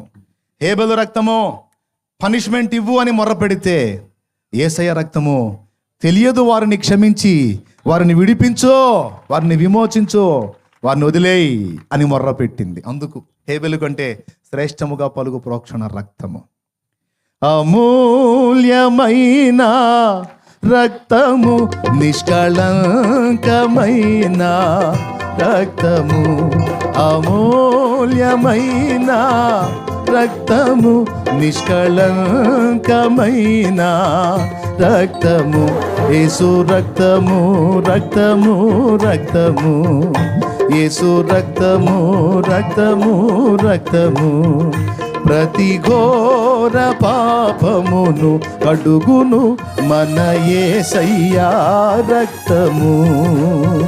ప్రతి ఘోర పాపమును కడుగును మన యేసయ్యా రక్తము. మన శిక్షను తొలగించెను, సంహారమునే తీర్చెను. మన శిక్షను తొలగించెను, సంహారమునే తప్పించెను. యేసు రక్తము, రక్తము, రక్తము, యేసు రక్తము, రక్తము, రక్తము. దేవునికి మహిమ. హేబెలు కంటే శ్రేష్టంగా పలకటం ఏంటి? హేబెలు ఏం పలికాడు, ఈయన ఏం పలికాడు? హేబెలేమో న్యాయము తీర్చమని అడిగాడు. హేబెలు బ్లడ్, న్యాయము తీర్చుదేవా అని మొర్ర పెట్టింది. యేసయ్య రక్తం తెలియదు క్షమించు ప్రభు అని మొర్ర పెట్టింది. ఈ రోజు కూడా మొర్ర పెడతానే ఉంది ఆ రక్తం, యేసు రక్తం. ఆ మొర్ర ఉంది కాబట్టి మనం బతికున్నాం, మనం నరకాగ్రికి వెళ్లకుండా నిలిచి ఉన్నాం. శ్రేష్టముగా పలుకు ప్రోక్షణ రక్తము నా యేసయ్య రక్తం. నేను ఎందరినో మొక్కాను కానీ ఎవ్వరు కూడా నా కొరకు రక్తం చిందించి, ఎవ్వరు నా పక్షంగా వీడేమి చేశాడు, వీడు ఎరుగకయే చేశాడు, వీడిని క్షమించు, నరకాగ్ని నుండి తప్పించు, విమోచించు తండ్రి అని మొర్రపెట్టిన బ్లడ్ ఏది లేదు, ఒక యేసు రక్తం తప్ప.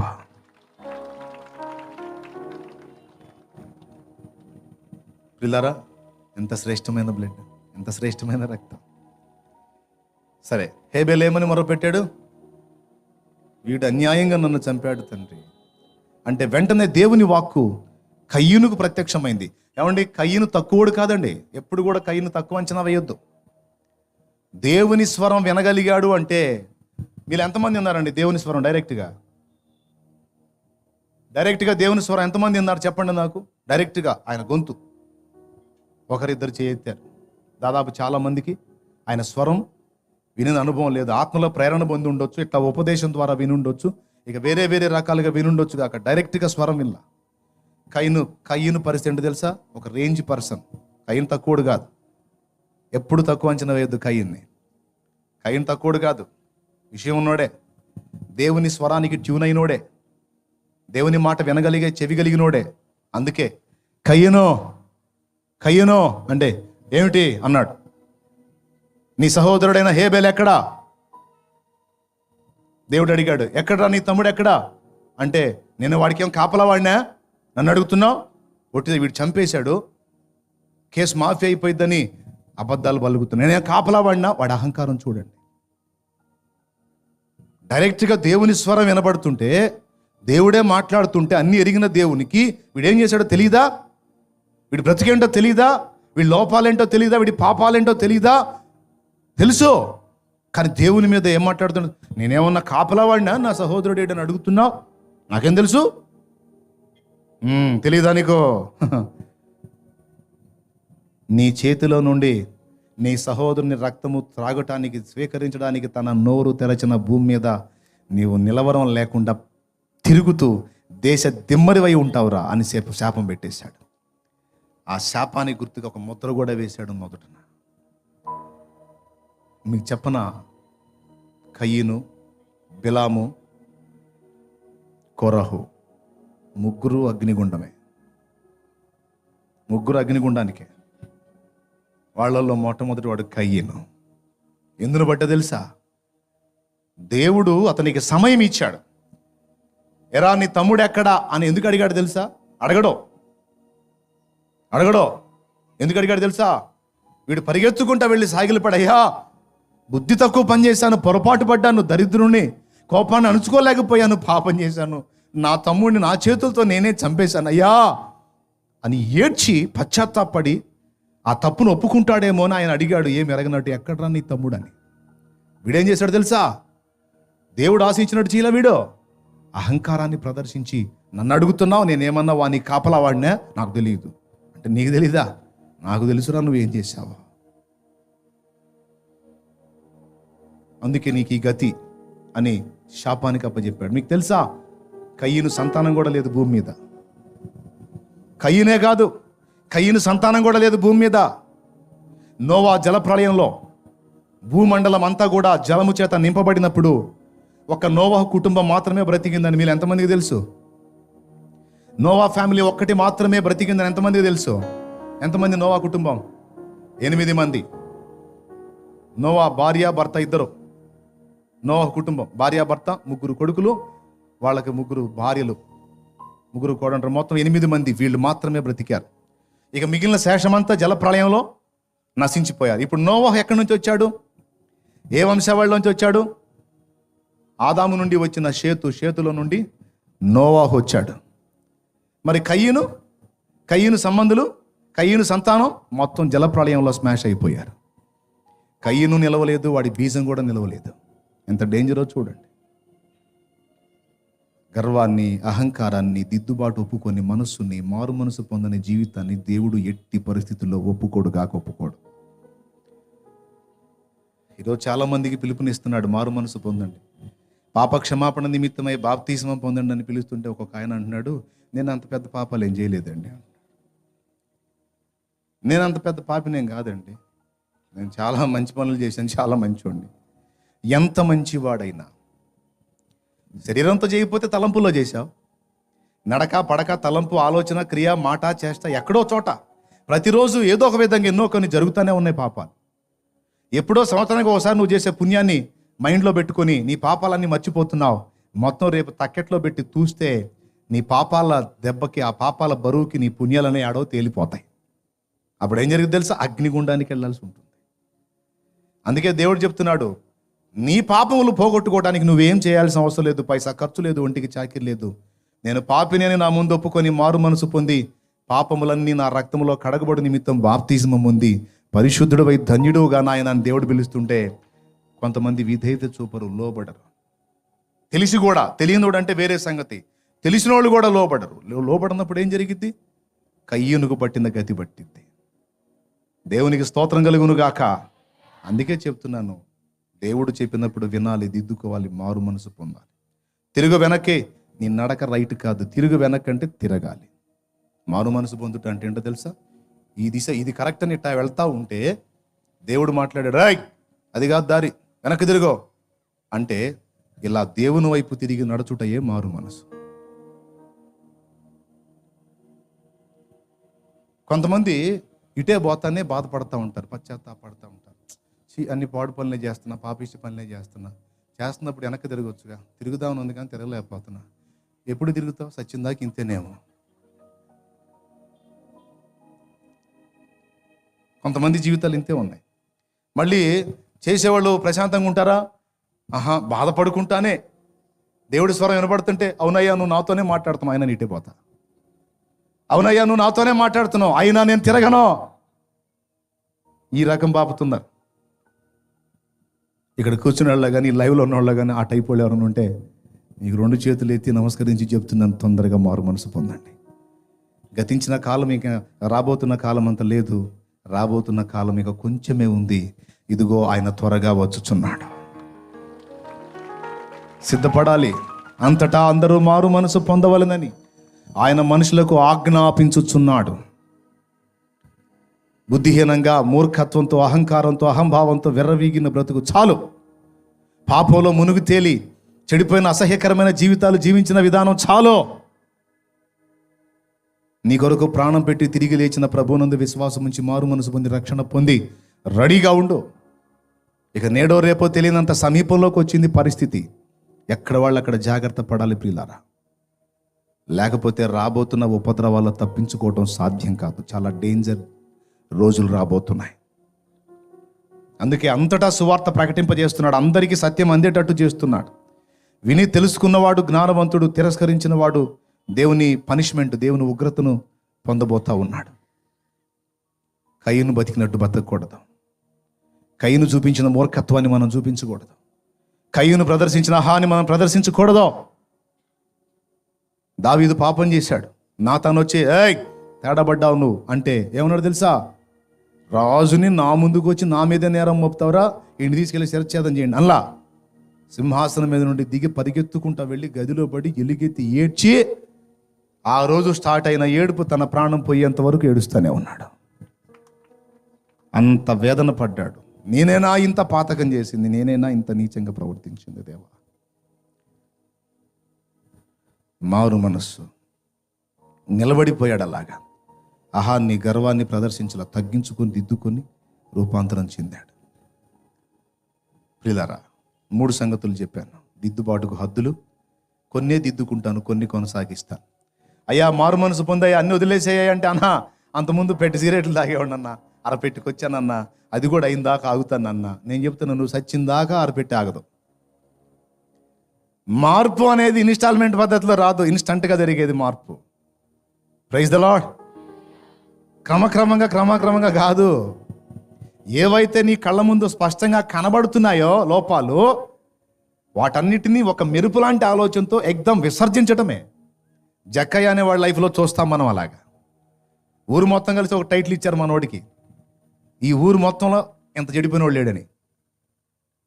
ఊరు మొత్తంలో కూడా ఇంత చెడిపోయినోడు లేడో. వీడికి జాలి, దయ, కనికరం, మంచితనం ఏముండవు. డబ్బే డబ్బు, డబ్బే డబ్బు.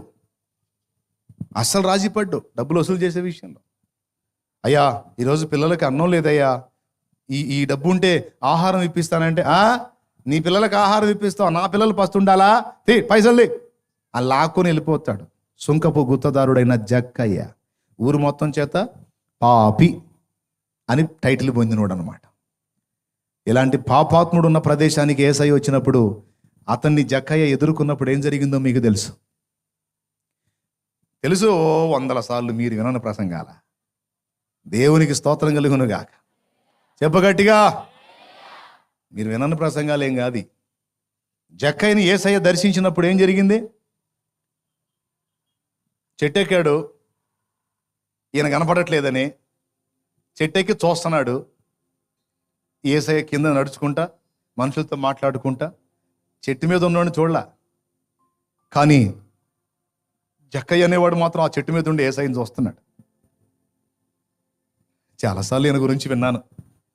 బాగానే ఉన్నాడు, బాగానే మాట్లాడుతున్నాడు, పర్వాలేదు అనుకున్నాడు. ఏదో ఆయన పరవశంలో ఆయన ఉన్నాడు. ఆయన వాళ్ళందరంటే మంచోళ్ళు, నా అంత చెడిపోయిన వాళ్ళు అయితే కాదు. ఒకవేళ ఆయన జాలిపడ్డా, కరుణ చూపినా, కనికరించినా, ప్రేమించినా వాళ్ళని చూస్తాడు. కానీ నాలాంటి నీచుణ్ణి ఎవరూ అంగీకరించరు. నేను ఎవరికి ఇష్టం లేదు, నేను కఠినుడనైన మనుషుడని ఊరు మొత్తం నన్ను గురించి అనుకుంటారు. చెడిపోయినోడు నేను. అయినా మంచివాళ్ళతో నాకెందుకు? చెడిపోయినోడికి ఏదో తన మనసులో ఆలోచనల దొంతర అలా నడుస్తూ ఉంది. ఈ ఆలోచనలు అలా సాగుతూ ఉండగా సడన్గా అదే చెట్టు కిందకు వచ్చి పాత స్నేహితుడిని పిలిచినట్టు పిలిచాడు. జక్కయ్య జక్కయ్య ఆశ్చర్యపోయి, నా పేరు ఈయనకెట్ట తెలుసు? ఇప్పుడే కదా మా ఊరు రావటం, ఇదే కదా నన్ను చూడటం, అలాగ పేరెట్టి పిలుస్తున్నాడేంటి? ఏవై ఆలోచిస్తావు? త్వరగా దిగో, నేడు నేను నీ ఇంట ఉండవలసి ఉన్నది. నీ ఇంటి కోసమే వచ్చానయ్యా, నీ కోసమే వచ్చాను. మాటలు రాలేదు ఇక.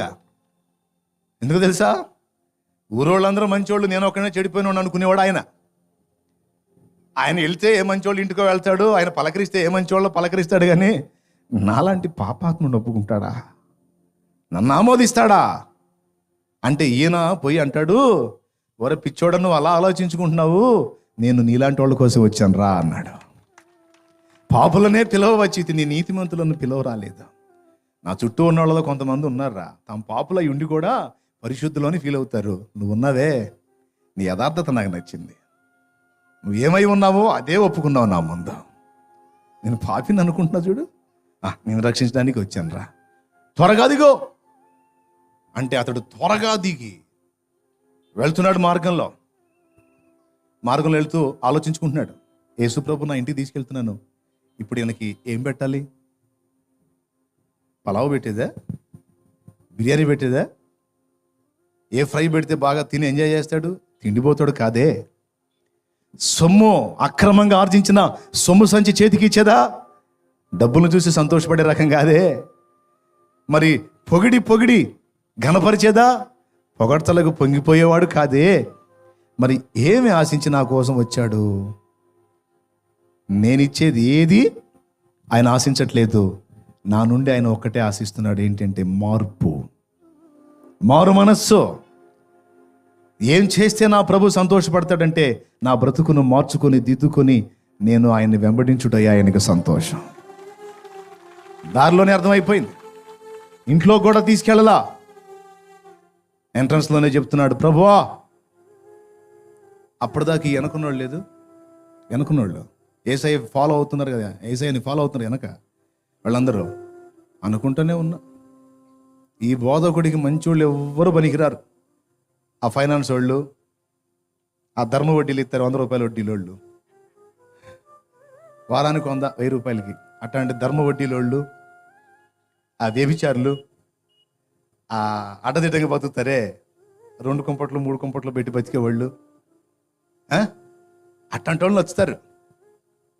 మోసాలు చేసేవాళ్ళు, వంచకులు, దగాకోర్లు, వాళ్ళు నచ్చుతారు. మనలాంటి వాళ్ళ దగ్గరికి వస్తాడా మంచిగా బతికే వాళ్ళకి అని వెనకాల్సి అనుకుంటున్నారు. ఏం పట్టించుకోవట్లా. జక్కయ్య ముందు వెళ్తున్నాడు, ఏసై జక్కయ్య వెంట వెళ్తున్నాడు, ఏసై వెంట వీళ్ళందరూ ఉన్నారు, వీళ్ళు అనుకుంటున్నారు. వీళ్ళ మాటలు వినపడుతున్నాయి. ఏసైకి జక్కయ్య హృదయంలో ఏమనుకుంటున్నాడో కూడా వింటున్నాడు. ఈయన వీళ్ళ మాటలు వదిలేశాడు, జక్కయ్య హృదయాన్ని గుర్తించాడు, జక్కయ్యను అనుసరించాడు. తెరా ఇంటి దగ్గరికి వెళ్ళేసరికి ఒక బాంబు పేల్చాడు జక్కయ్య. ఏంటి తెలుసా? ప్రభువా, ఇదిగో ఈరోజు నువ్వు నన్ను దర్శించావు. నేను కఠినాత్ముడినే, నేను చెడిపోయినోడినే, నేను మంచివాడిని కాదు, నేను నీచుండే, నా జీవితంలో చాలా తప్పులు ఉన్నాయి.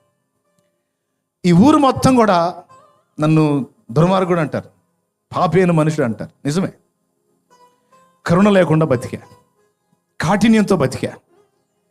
ఎవరు ఏమైపోతే నాకే, నేను, నా భార్య, నా పిల్లలు, నా కుటుంబం బాగుండాలనుకున్నా.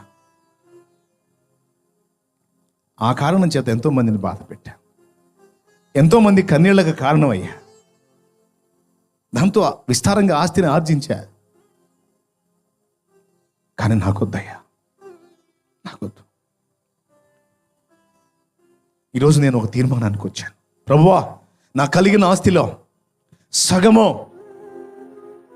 బీదలకు ఇచ్చేస్తున్నాను, మిగతా సగం ఎవరి దగ్గర అయితే రూపాయికి 4 వసూలు చేశానో రూపాయికి 8 ఇస్తాను ప్రభా వాళ్ళకి. ఒక్క మాటలో చెప్పాలంటే, నేను ఆర్జించిన పాపార్జితం అంతా ఒక్క దెబ్బలో తీసేస్తున్నాను నా దగ్గర నుండి. ఖాళీ అయిపోతున్నానయ్యా, నేను నూతన పరచబడుతున్నాను. ఒకవేళ ఇంటోళ్ళు రివర్స్ అయితే వాళ్ళని కూడా పోగొట్టుకోవడానికి ఇష్టపడ్డాడు. సమాజంలో వాళ్ళు అడిగితే, ఏంట్రా ఏమి లేకుండా మొత్తం ఇచ్చేస్తున్నావు, నీ పరిస్థితి ఏంటంటే, ఏమంటాడు జక్కయ్య? నాకింకేం కావాలరా, లోకరక్షకుడే నన్ను కోరుకొని నా ఇంటికి వస్తే, శ్రీమంతుడే నన్ను కోరుకొని నా ఇంట నివసించడానికి వస్తే ఇంకా నాకేం కావాలరా?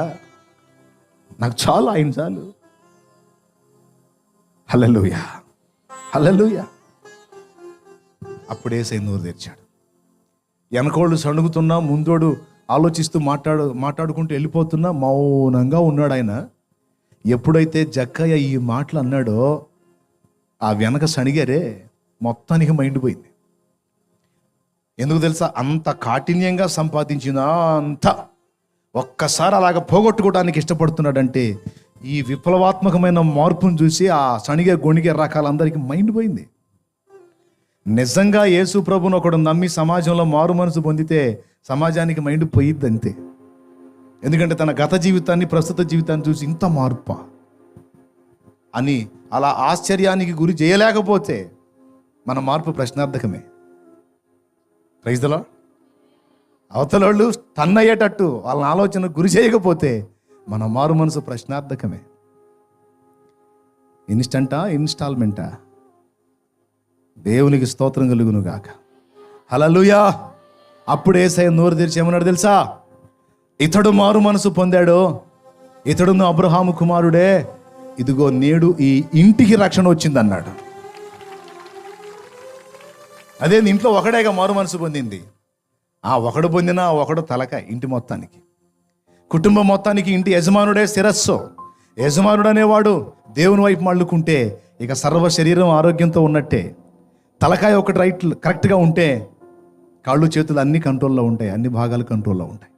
అలాగే ఇంటికి యజమానుడు అయిన వాడు సత్యదేవుణ్ణి హృదయంలోకి తీసుకుంటే, గుండెల్లోకి తీసుకుంటే ఇల్లు దీవించబడిద్ది, కుటుంబం రక్షించబడిద్ది, కుటుంబంలో శాపం తొలగిపోయిద్ది, సమాధానం ఆ ఇంటిని ఏలటం మొదలుపెట్టింది. అందుకే మార్పు అనేది ఎలా ఉండాలో చెప్తాను. దిద్దుబాటు అనేది క్రమక్రమంగా కాదు, ఎగ్దం కరెక్ట్ అయిపోవాలంతే. కొంచెం కొంచెంగా మారుతున్నాలే అన్నయ్య. అంతకుముందు కట్ట వీటిలు తాగేవాడిని, అసలు తెగ తాగేవాడిని అన్నయ్య, ఇప్పుడు అరకట్ట తాగుతున్నాను. యా, అంతకుముందు అన్నయ్య సినిమాలు మొత్తం అన్నీ చూసేదాన్ని అన్నయ్య, ఇప్పుడు మూడు చూస్తున్నాను అన్నయ్య. కార్తీక దీపం ఒకటను, ఏంటిది కార్తీక దీపం ఒకటి, సచ్చినోళ్ళ తల కింద పెట్టే దీపం, మొగల రేకులు ఒకటి, తమలపాకులు ఒకటి, చంటి చెబుతారు మారు మనసు.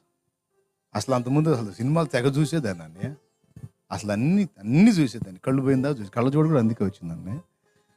ఇప్పుడైతే అన్నీ ఆపేసి ఈ మూడు మాత్రం, అవి కూడా కుటుంబ కథ నాటికలు అంట, కుటుంబ కథ సీరియల్స్ అంట. అందుకని చూస్తున్నారంట. Time waste. జీవితం చిన్నది, ఎప్పుడు ముగిసిద్దో తెలియదు. అది ముగిసిపోకముందే సత్యం తెలుసుకున్న నువ్వు దేవుని కొరకు ఇంకా నేను ఏం చేయగలనన్న ఆలోచనలు ముందుకు సాగాలి. కానీ అన్యుల్లాగా, తెలివి తక్కువ వాళ్ళలాగా టైంను వేస్ట్ చెయ్యకూడదు. Praise the Lord. క్రైస్తవుడికి టైం పాస్ అన్న డైలాగే ఉండకూడదు. క్రైస్తవుడికి టైం పాస్ అన్న డైలాగే ఉండకూడదు. టైం పాస్ కాదు, టైం ఫాస్ట్గా ఖర్చు అయిపోతుంది. గుండెల్లో భయంతో పరిగెత్తాలి. నేను ఇంకా రక్షించాల్సిన వాళ్ళు చాలామంది. వెలుగున్నంత వరకు పని చేయుచుండవలెను. ఒక సంఘాన్ని కట్టాడు ఒక దైవజనుడు, అక్కడ ఆగిపోకూడదు. ప్రాణం ఉంది, ఓపిక ఉంది, ఊపిరి ఉంది, శక్తి ఉంది. ఇంకా 4 ప్రాంతాలు దర్శించి 4 ప్రాంతాలను ప్రభావితం చేస్తా క్రీస్తు కోసం. ఎంతమంది అన్నా రక్షించబడింది, ఒక్కడు రక్షించబడితే నష్టం ఏంటి? వెళ్తా. పగలున్నంత వరకు పని చేయాలి. కొంతకాలం తర్వాత చీకటి వచ్చును, అప్పుడు ఎవడు పని చేయలేడన్నాడు. పని చేసే టైం దేవుడిచ్చినప్పుడు దానిలో మనం వినియోగించుకోవాలి. చీకటి అంటే నువ్వు వర్క్ చేయడానికి అననుకూల వాతావరణం కావచ్చు, లేదా వర్క్ చేయడానికి నీ ఓపిక కూడా పోయి ఉండొచ్చు. చక్కని వాక్శక్తి ఉంది, మాట్లాడగలవు, కానీ ఓపిక లేదు. ఫాయిదా ఏంటి? అప్పుడు నీకు అది చీకటి వచ్చినట్టే. పగలున్నంత వరకు పని చేయాలి, చీకటి వస్తుంది అప్పుడు ఎవడు పని చేయడు. నీకు దేవుడిచ్చిన మంచి అనుకూలమైన టైమే పగలు. ఆ పరిస్థితి మారిపోయి శక్తిహీనం అయిపోయి బలహీనం అయిపోయి పనికిరాని స్థితికి వచ్చినప్పుడు పాటలు పాడటం కాదు, చేయాలని ఉంది, నీ సేవ చేయాలని ఉందని సరికంత లోకాన్ని తగలబెట్టి ఫైనల్ క్లైమాక్స్లో పాడతారు, చెయ్యాలని ఉంది నీ సేవను చెయ్యి. అప్పుడు ఆయన అంటాడు, ముందేం చేస్తున్నావు, అన్ని బాగున్నప్పుడు ఏం చేస్తున్నావు, అన్ని బాగున్నప్పుడు అంత లోకానికి తగలబెట్టి ఇప్పుడు వచ్చి చెయ్యాలని ఉంది పిచ్చిమోహన్ దాని అంటాడు. దేవునికి స్తోత్రం కలుగును గాక. శక్తిహీనం కాకముందే, జవసత్వాలు కృంగిపోకముందే, చీకటి చీకటి చీకటి నీ జీవితంలోకి ప్రవేశించకముందే వెలుగు ఉన్నంత వరకు ఉరికి హల్లెలూయా. బెర్క్మన్స్ గారు పాడాడు, జీవించు దినములంతా ఉరికురికి పని చేసేదన్, జీవించు దినములంతా ఉరికురికి పని చేసేదన్, ఎప్పుడయ్యా నిన్ను చూచేదన్, పిలిచావు నీ సేవకై, దానిని మరచెదనా, దానిని మరచెదనా. యజమానుడా యజమానుడా నా యేసు రాజుడా, తలంపులెల్లా నా తపన ఎంత నీ చిత్తం చేయుటయే, నా తలంపులెల్లా నా తపన ఎంత నీ చిత్తం చేయుటయే. యజమానుడా యజమానుడా నా యేసు రాజుడా.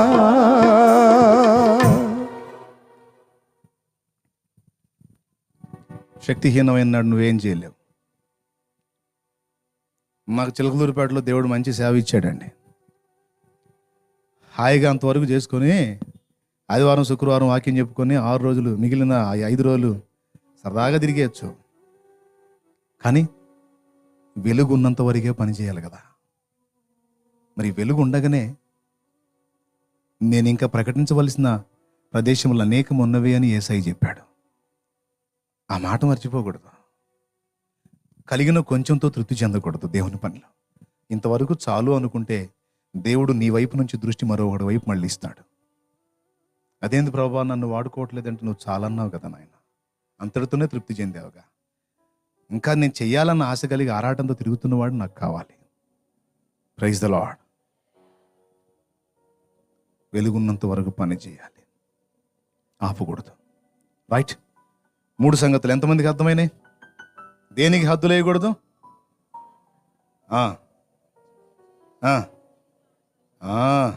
ఇంకా దేవునితో గడపటానికి, దేవునితో మాట్లాడుకోవటానికి, దేవుని కార్యాలు చేయటానికి, మారు మనసు పొందటానికి, సరి చేసుకోవటానికి, దేవునితో నడవటానికి అనేక సంగతులు ఉన్నాయి. టైం లేదు, ఓపెన్ చేయాలిగా. మందిరం ప్రతిష్ఠ చేసుకోవాలి కదా. ఆ ఒక్క ప్రదేశంలో ఆపలేదండి. చిలకలూరుపేటలో నడుస్తుంది, చాలా తృప్తి చెందలేదు. అనేక ప్రాంతాలు, మిగిలిన రోజులన్నీ కూడా ఏదో ఒక చోట, ఎక్కడో చోట దేవుని పని చేయాలనే తపనతో తిరిగి తిరిగి తిప్పలు పడతా ఉన్నా. దేవుని కృపను బట్టి ఆయన కార్యాన్ని ఆయన జరిగించుకుంటూ ఇంతవరకు తీసుకొచ్చాడు. ఇప్పటికి అనేక ప్రదేశాల్లో అనేక సంఘాలు కట్టడం జరిగింది. ఇంకా క్రొత్త స్థలాల్లో ప్రారంభమైంది, అక్కడ కూడా జరుగుద్ది. నా హృదయంలో దేవుని అగ్ని మండుతూ, నా శరీరంలో నా ప్రాణం ఉన్నంత వరకు నేను ఈ ప్రయాణాన్ని, ఈ పయనాన్ని ఆపే ప్రసక్తే లేదు. సాగిపోతూనే ఉంటాను. ఎంతవరకు తీసుకెళ్తాడో ఆయన చిత్తం. ఎన్ని మజిలీలకు తీసుకెళ్తాడో, ఎన్ని మైళ్ళు తీసుకెళ్తాడో, ఎన్ని ప్రదేశాలకు తీసుకెళ్తాడో. అనుకూల వాతావరణం ఉందండి. ఈరోజు లైవ్ వచ్చింది, అవకాశం. చక్కగా రూమ్లో కూర్చొని చక్కగా ఏసీ వేసుకొని, ఈ ఎండల్లో, ఈ హీటుల్లో, ఈ బాధల్లో అవసరం లేదు. చక్కగా ఏసీ వేసుకొని చల్లటి గాలి తగులుతుంటే కమ్మని ప్రసంగం ఒకటి చేసి చల్లగా 2 పాటలు పాడితే అయిపోను. అబ్బా అద్భుతం అన్నయ్య, చాలా వందనాలు అన్నయ్య అని తృప్తి చెంది అందరూ సంతోషపడిపోతారు. ఎందుకు ఈ బాధలో అంటే, నో, అది చేయాలి, సంఘంలో ప్రకటించాలి, సంచరించాలి కూడా. ప్రతి ప్రాంతము, దేవుడు ఇచ్చినటువంటి ప్రాంతాలన్నీ కూడా సంధించాలి. దేవుడు నాకు తెలియజేసిన ప్రదేశాలన్నీ సంధించాలి, ప్రకటించాలి. Praise the Lord. హల్లెలూయా. కాబట్టి నా సహోదర సేవకుల కంటే గొప్పని కాదు, కానీ వాళ్ళకి ప్రోత్సాహకరంగా ఉంటుందని చెప్తున్నాను. కొంచెంతో తృప్తి చెందొద్దు, ఇంకా ఎక్కువ చేయడానికి ఆశ కలిగి ఉండండి, ఆలోచన కలిగి ఉండండి, ప్రయాసపడండి. తప్పనిసరిగా దేవుడు ముందుకు తీసుకెళ్తాడు. నువ్వు ఆస్తులు సంపాదించుకోవడానికి ఆశపడట్లా, మేడల మిద్దెలు కట్టడానికి ఆశపడట్లా, వెండి బంగారాలు సంపాదించడానికి ఆశపడట్లా. నశించిపోతున్న ఆత్మని రక్షించడం కోసం ఆశ కలిగి ఉన్నావు. తప్పకుండా తీరుస్తాడు. ఆయన చిత్తం కదా అది, తీరుస్తాడు. విశ్వాసులైన వాళ్ళు అరాకొరా భక్తి జీవితంలో ఆగిపోవటం కాదు, క్రీస్తు పోలికలోకి ఎదగాలి. కొన్ని సంవత్సరాలు దైవజన ఉపదేశం పొందితే ఆటోమేటిక్గా విశ్వాసమందు బలము నొంది ఇతరులను బలపరిచేటువంటి ఆత్మీయ తల్లులుగా, ఆత్మీయ తండ్రులుగా ఎదగాలి. మందకు మాదిరిగా ఉండాలి. ప్రార్థనా బృందాలను ఏర్పరచాలి. ఎక్కడ వాళ్ళు అక్కడ ప్రార్థనా ధూపం దేవుని సన్నిధికి ఎగసి వెళ్ళేటట్టు, ప్రపంచంలోని ప్రజలందరూ కూడా ప్రభు తట్టు త్రిప్పబడేటట్టు, ఆయన రాకడ సమీపం అయ్యేటట్టు, నశించిపోతున్న ఆత్మలను దేవుడు రక్షించినట్లు మొర్ర పెట్టే వ్యక్తులుగా, బృందాలుగా తయారు కావాలి. ఊరు, పల్లె, పట్నం, వాడ, బజారు, వీధి తేడా లేకుండా ప్రతి భక్తురాలు, ప్రతి భక్తుడు అనేక మంది బిడ్డల్ని ప్రభావితం చేసేటట్టు, అనేక మందిని విశ్వాసంలో, భక్తిలో రేపేటట్టు తయారు కావాలి. ఏదో ఆర్డినరీ భక్తి చేసి ఆదివారం పూట పోయి ఏదో కాసేపు గడిపొచ్చేసి హాజరయించుకున్నాను 6 రోజులు దీవెనని మురిసిపోయే పిచ్చి తరహా కాదు. దేవుని సన్నిధికి వెళ్ళి నేర్చుకుని దాన్ని అమల్లో పెట్టి దిద్దుకోవాల్సింది దిద్దుకొనే దేవుని కొరకు ఫలించాలి. ఇంకా చేయాలి, నేను ఇంకా చేయాలి. నా అంతం ఎప్పుడో నాకు తెలియదు కనుక జరగకముందే నేను చెయ్యగలిగినంత చెయ్యాలి. ఓ పడవ మునిగిపోతుంది సముద్ర తీరంలో. పడవ మునిగిపోతుందండి. ఈ ఒక్క మాట వినండి, నేను ప్రార్థన చేసేస్తాను. ఇక పడవ మునిగిపోతుంది. తీరంలో ఉండి ఒకడు చూశాడు. చూసి పరిగెత్తుకుంటూ నీళ్ళలో దూకి ఈదుకుంటూ వెళ్ళి అందులో మునిగిపోతున్న వాళ్ళు ఉన్నారు. మునిగిపోతున్నారు. వాళ్ళందరినీ ఒక్కొక్కళ్ళని పట్టుకొని ఈదుకుంటూ తీసుకొచ్చి ఒడ్డును పడేస్తున్నాడు. 14 మంది మునకకు గురవుతున్నారు. ఒక్కొక్కరిని స్పీడ్గా లాగి ఒడ్డును పడేశాడు. ఒక 10 మంది వరకు లాగి ఒడ్డునేసాడు. ఇక తనకు ఓపిక లేదు, తనకి కాళ్ళు చేతులు పనిచేయటం లేదు. ఆ 10వ వాడిని తీసుకొచ్చి ఒడ్డున పడేసి పడిపోయాడు. అక్కడ పడిపోయి ఆ నీరసంలో అంటున్నాడు, నేను చేయగలిగినంత చేశానా? ఇంకేమైనా చేయగలనా? ఇంకెవరన్నా ఉన్నారా రక్షించబడాల్సిన వాళ్ళు? ఎవరైనా రక్షించారా? వాళ్ళని ఎవరైనా రక్షించారా? ఎవరన్నా దూకారా అని కళ్ళు మూస్తా తెరుస్తా ఈ మాట అంటున్నాడు, నేను చేయగలిగినంత చేశానా? ఈ మాట మనకు ఉండాలి. దేవునికి స్తోత్రం కలుగును గాక. హల్లెలూయా, హల్లెలూయా.